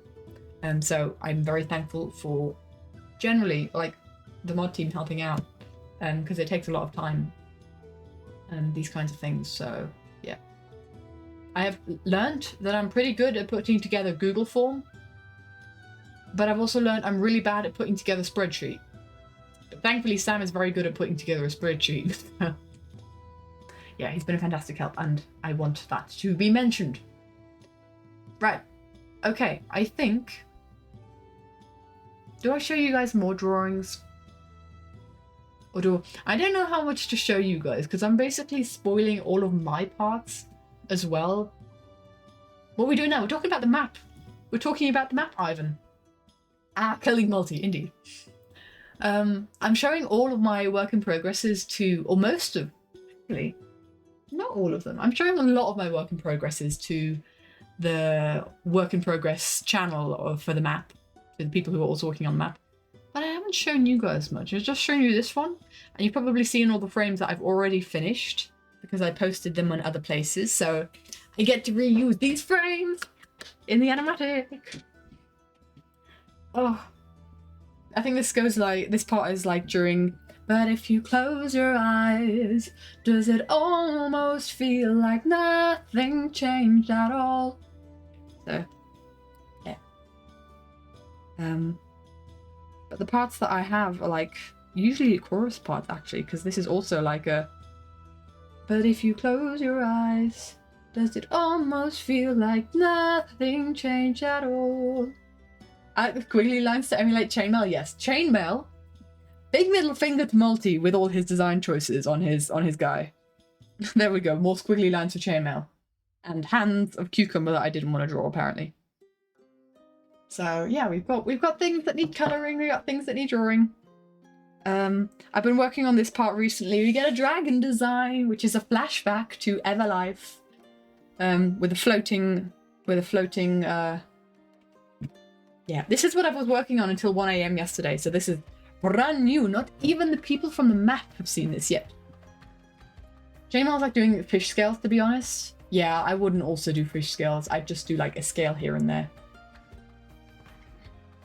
We miss you, Dragon. We miss you, Dragon. I'm really happy with my dragon design.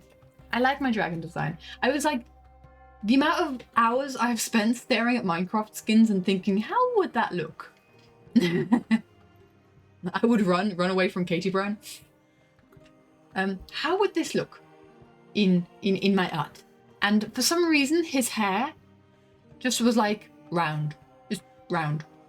And I don't know why, because his hair is very similar to Sam's, and Sam's hair for me was like square. I need squares. I need square. It's just the vibes. It's also the way that I know the people, and like, I don't know.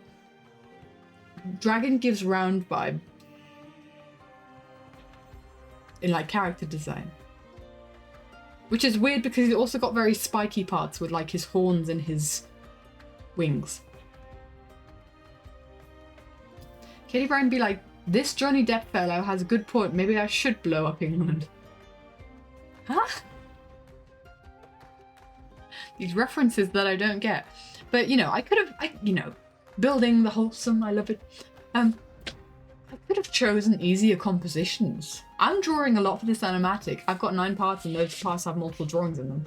I'm drawing a lot. And then I choose to do like really hard compositions. But it's fun. I get to draw ship stuff.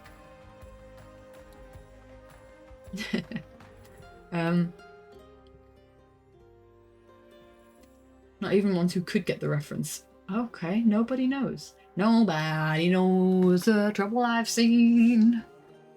Nobody knows. But yeah, this has been like the biggest. This has taken so long, this one. Everything else has been kind of easy.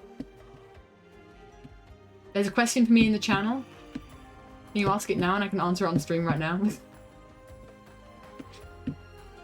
People. I'll mediate through Multi, it's fine.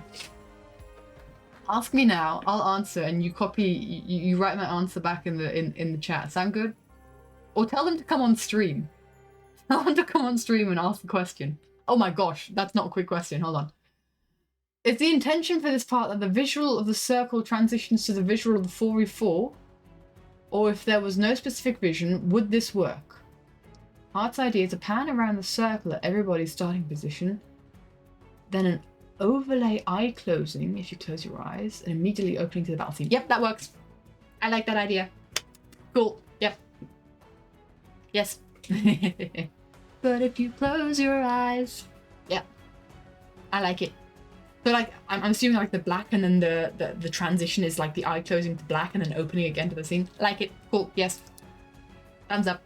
Screenshot the screen. Screenshot the stream of me doing this. And then send that to the Discord. Yes, I agree. Oh. Mediating through. Is this where Multi completely takes the power that I've given him too far. You and Goosh at the starting circle standing together, so we won as bros. Oh. She's Katie and she approves of this message. Indeed. It was absolutely fate. You've even got my name. It's like a digital signature. You've got my name underneath. That this is me. It's like literally like a name tag. That's the reason I have it here. You didn't want. Let's go. I love it. Let's go. This is the thing. It's really fun to have face cams for that exact reason. For that exact reason. It was.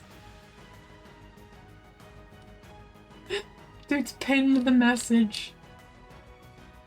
Didn't mean to pin that. Oh.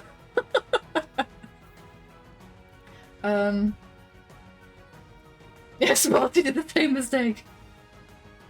It's all part of the learning curve of becoming a Twitch mod. That's how it works, I guess. But yeah, that's the fun part of like these facecam streams. You can do that kind of thing. I want to, if we do more Mecha Chameleon, which it looks like Mecha Chameleon's had a couple updates to make it a little bit better. But I'd definitely do Mecha Chameleon as a facecam stream. I think if we do more Phasmo, then that could be fun as a facecam stream. I feel like if I'm doing drawing, basically, so this is a live. Obviously, this is live because I'm live streaming. This is what it would look like if I were to do a facecam stream while drawing. This would literally be this. It would literally, this is me. Ignore how awful my posture is, but I would not be caring about the facecam stream. I would not look at the facecam. I would not be interacting with you guys on facecam very well at all if I'm drawing. Especially if I'm focused in on drawing. Because like, you know, this is kind of the position that I'm in whenever I'm kind of like drawing. So I don't know if that's very entertaining for you guys of like just seeing down there. But guess the build would work with facecam. Dude, we have to do guess the build again. we have to get the mod team together to do guess the build. Okay? After we've done Multi's thing, we try to guess the build. We need to do Pico Park as well. Sam's not around. Sam's not around yet though. Actually, he might be in 2 weeks' time. He'll be back in 2 weeks' time. Are you okay, Multi? Didn't mention Pico Park. Pico Park mentioned. The first guess the build was so fun. How has it been a year since we did that? No, we can't do Pico Park while Sam isn't around. We can't finish it. You still haven't partaken in Pico Park or guess the build. Ivan, come on. You take Dragon's place, I guess, in this time. I don't think we had like a limit on how many people were allowed to take part in guess the build. Did we? We didn't have like a. It was just a case like, right, who's available, and then whoever was available came by and we did it. I definitely want to do another guess the build. I think that was very fun. That was a good time. But I don't think drawing streams work very well with cam. But I think what we could do is we could have. What I want to do is I want to have top-down view of my desk and do some traditional drawings, which we have done. I'm hoping to kind of upgrade my setup bit by bit when it comes to that. I'm figuring out lighting. I'm figuring out how the camera works. And guess the build. If you have too many people, it causes problems with the amount of rounds you need to do. That was the only thing. Okay. Well, it might be a first come, first serve kind of thing. There's one instance of guess the build where you accidentally slept through it. We only had one guess the build. We only played Guess the Build once, so that was the one instance. You missed it because you slept, Ivan. Can't believe ya. But I have pondered as well. I actually have space for it now. I have an easel. Picture this. Bob Ross stream. Bob Ross Katie. Painting on an easel. Huh? I've got space for it now. I didn't before. So much space behind me. Katie Ross. Katie Ross. Bob Rowe. Bob Rowe or Katie Ross? So we could do a little bit of... We could do it either... I've never followed a Bob Ross tutorial. I know everyone and their mum has made content of this, but I personally never followed a Bob Ross tutorial. And I've done my fair share of landscape paintings, only with acrylics and gouache and watercolour. Bob Katie Rowe. Bob or Katie Ross. Katie Ross? Anyway, we'll figure it out. But it would be very funny, I think, to do that kind of thing and like do it on live stream together. I think that would be very fun. And yeah, this is just like it's weird because I don't have more space, right? I have just swapped around some furniture in my room, but I've done it in a way that is big brain. I've used my brain. I did smart things. I measured out my room. I measured out all my furniture. And I just kind of like swapped it around. So I've basically got like this area here, entire area that we're in, which is just kind of like a third of my room. But it's kind of like a kind of place where I can now stream from. It's like all capsule off. So I don't need to be scared of like, oh, you'll see my bed in the background and I need to make my bed, or you can't look out the window and like I'll accidentally dox myself, or you know, those kinds of things. I can set up lights in the corner here. I can have the camera, which I understand a lot better now because trial by fire through the WBF, my gosh. And yeah. Artistic in yellow with Boris is she. Katie Rowe. Katie Bob Rowe Ross. Oh. Who lives in a flat somewhere in Switzerland? Katie Rowe Bob Ross. La la la la la la la la. Someone write that song and I will sing it. I guess. Maybe it might get too late. You've already identified my exact position in space-time continuum by virtue of angle of the sunlight in my room. There is no sunlight in my room. You got no sunlight in my room. Nothing in... My iPad switched off. I don't know how I flipped these cameras. I don't know how I did that. I put these together late last night. These scenes. I'm so proud of them. Are you guys proud of me for doing them? I need to refigure the chat. Are you guys proud of me? Huh? Are you proud? I'm proud. But yeah, this is kind of like... You definitely see the fly floating about in my room. Flippin' heck. This is a new era of the stream.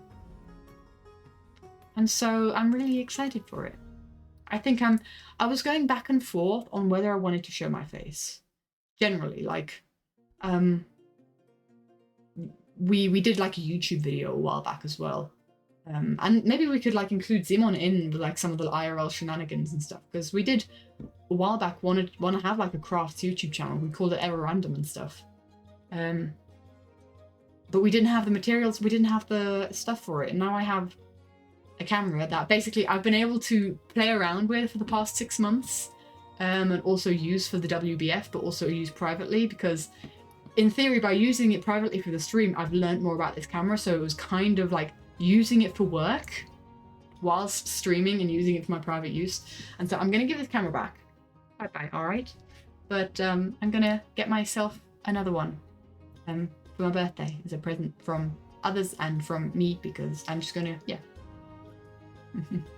Going to kind of band together, my family and I are going to band together to get me this camera for my birthday, which I'm so excited. I'm all a bit hot and bothered now. That's one thing about the stream is you can see I'm glowing a little bit. I need more powder. I was a bit hot. It's gotten hot and sweaty now. I'm gonna open up my window. Open up the window. Let in the light, children. It's gotten dark outside now as well.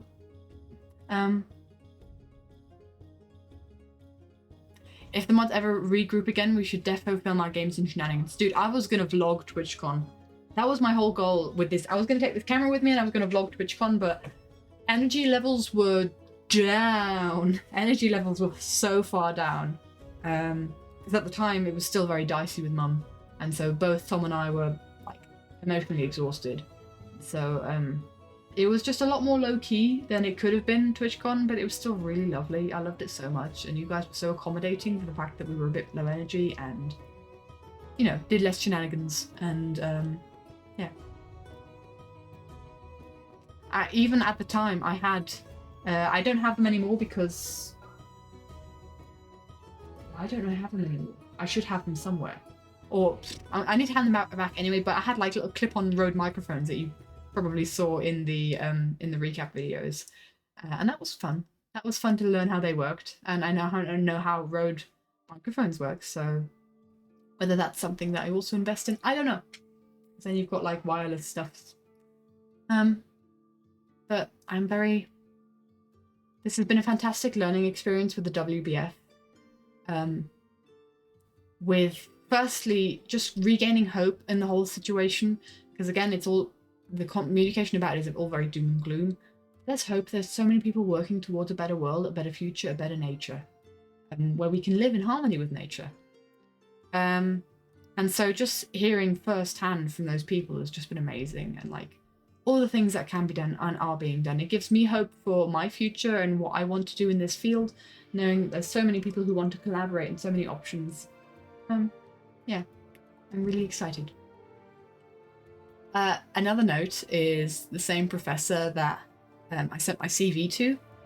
I've spent this last half year in their offices, just kind of hanging out with their team. But I've just kind of like been working on the World Biodiversity Forum for it. And I've just found out. I asked yesterday. Yes, I had a meeting with her yesterday. I asked, "Hey, I think this team is really cool. Can I please write my master's thesis with you?" And she was like, "Sure, we can figure something out." And I'm like, "Oh, so I've got a team that I'm going to write my master's thesis with." Who? She says, having not even started her bachelor's thesis, I got to do that. I got to really get around to that. It's been kind of like put on the back burner. But anyway, so you can personally devour the planet's oil supply. Yes, sure. Leave a grocery store gig to become a businessman. Climb the ranks and become big oil himself. No more oil, nuclear now. Hello again, how's it going? It's going well. We're just kind of finishing off stream, hanging out, chatting about the future of streaming. For me, not in general. But since now that we have this scene, now that we are here, this kind of opens the door to being able to do more. Basically, I was explaining, I can fit an easel back here, and we can do Bob Ross paintings. We can do some Katie Ross painting. Sound good? And I'm just really excited for what the future holds. I want to keep talking about biodiversity and my role in that world and figuring out my role in that world. I don't know what my role is yet, but, you know, step by step.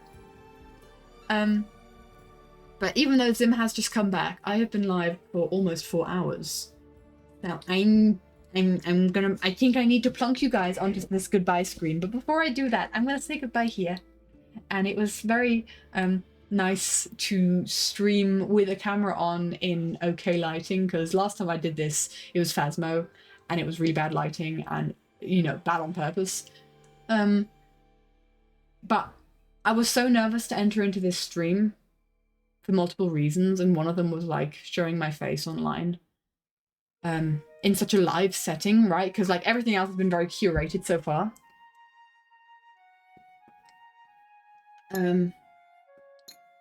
So I appreciate you guys being cool about it. We'll see if that continues when I open up the Discord. I did see Vice going like, "Platonically, you're beautiful." I'm like,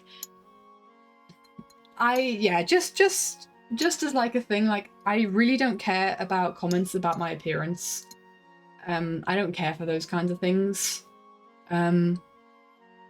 If it's coming from people that I know well, because like Ham coming in saying like you're beautiful, then that was fine for me because I've met Ham IRL, but people that I haven't met IRL coming in and saying stuff like that makes me a bit uncomfortable. So, with considering the 3 Twitch mods and more mods are in chat, please keep an eye out for that. But it's been so nice now. It's been so lovely of you guys. So, yeah. Do you want someone to react to the message? Nah, leave it for now. If there's more of it, I just like, look, I'm a person, okay, but I have no care for, like, who I am is not what I look like. Does that make sense? Who I am is not what I look like, because who I am is what I do to me.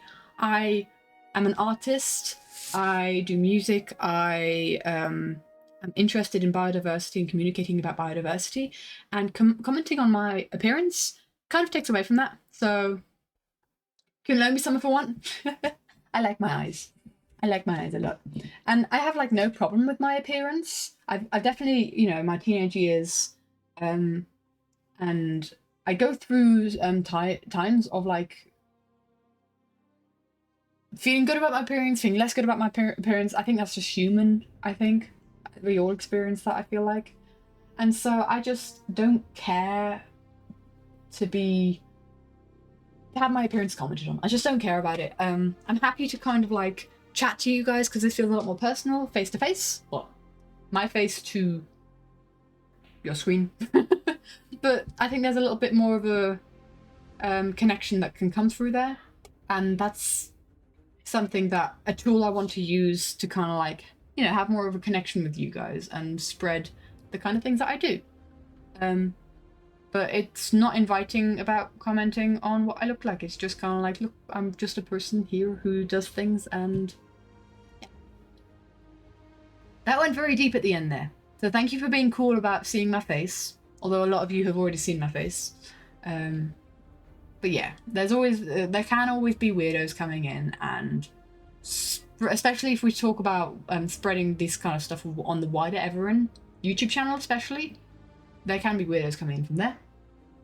But yeah, you know what I also want to do? I've just realized. I just remembered.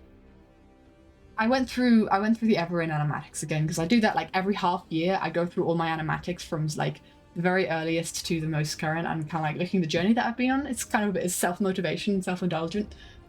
I realized that towards the end of when I was making Feed the Machine, and when I was making Feed the Machine, Eleanor Rigby, and all the animatics after that, I didn't watch any more live series animatics. I was kind of done with it at that time, and I didn't really want to make more live series animatics at the time, so I didn't really want to watch any. I think I've had enough distance to where I want to watch it again. So there's a whole plethora of live series animatics that I haven't watched yet. So I think we could do some reaction content as well. I think that'd be very fun.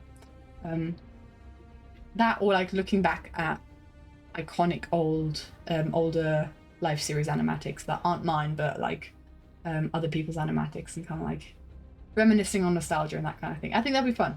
And general like reaction stuff I think would be very fun, especially when it comes to maybe biology stuff, or you know, biodiversity, renaturing kind of projects that I want to give my 2 cents on. Then I think it could be fun to kind of like, you know, if we have a camera here, then reaction content is a lot more doable. It feels like a lot more personal than just like listening to my voice blabber on about something in the background. Okay. Yay. All right. If there's weirdos in the server, stick them on me, you will out-weird them. Wonderful. Wonderful.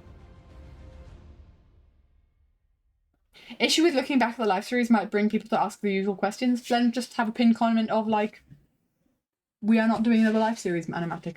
We're doing a Twin Life animatic. If you want to watch Twin Life, we're doing a Twin Life animatic. The map. Oh, I'm so excited for that to come out. I'm so excited for that to be finished, and I feel so honoured that people are gifting us with their talent in their time. It's amazing. Anyway, I'm spent. I'm going to say goodbye here. and throw you guys off to this screen. And thank you so much for hanging out. I hope you had a good time. I certainly did. This was very scary, but a step towards something that I want to do more of. And sometimes you just have to take that step. So we're going to do some drawing of the map on Sunday. I'm excited. And now we're throwing off the ship. You can only hear my voice. Ooh. Yeah, thank you guys so much for hanging out. Thank you for the support always. The last couple of months have been difficult, but I come back with a full heart, knowing that this community is so sweet and so caring and so okay to be there even during your hardest times, and like give you space and wait for you to come back on your own terms. And I'm coming back on my own terms, and I'm really ready to take the next step in making stuff for you guys. So thank you so much for hanging out. I hope you had a fantastic time. I really did. This has been really fulfilling for me that I can take this step and that you guys are cool with it and supportive of it. So thank you. I will see you guys on Sunday for drawing of the map. I think that's about it. All that is left for me to do is to send you guys off into the void that is the internet. Goodbye, everybody.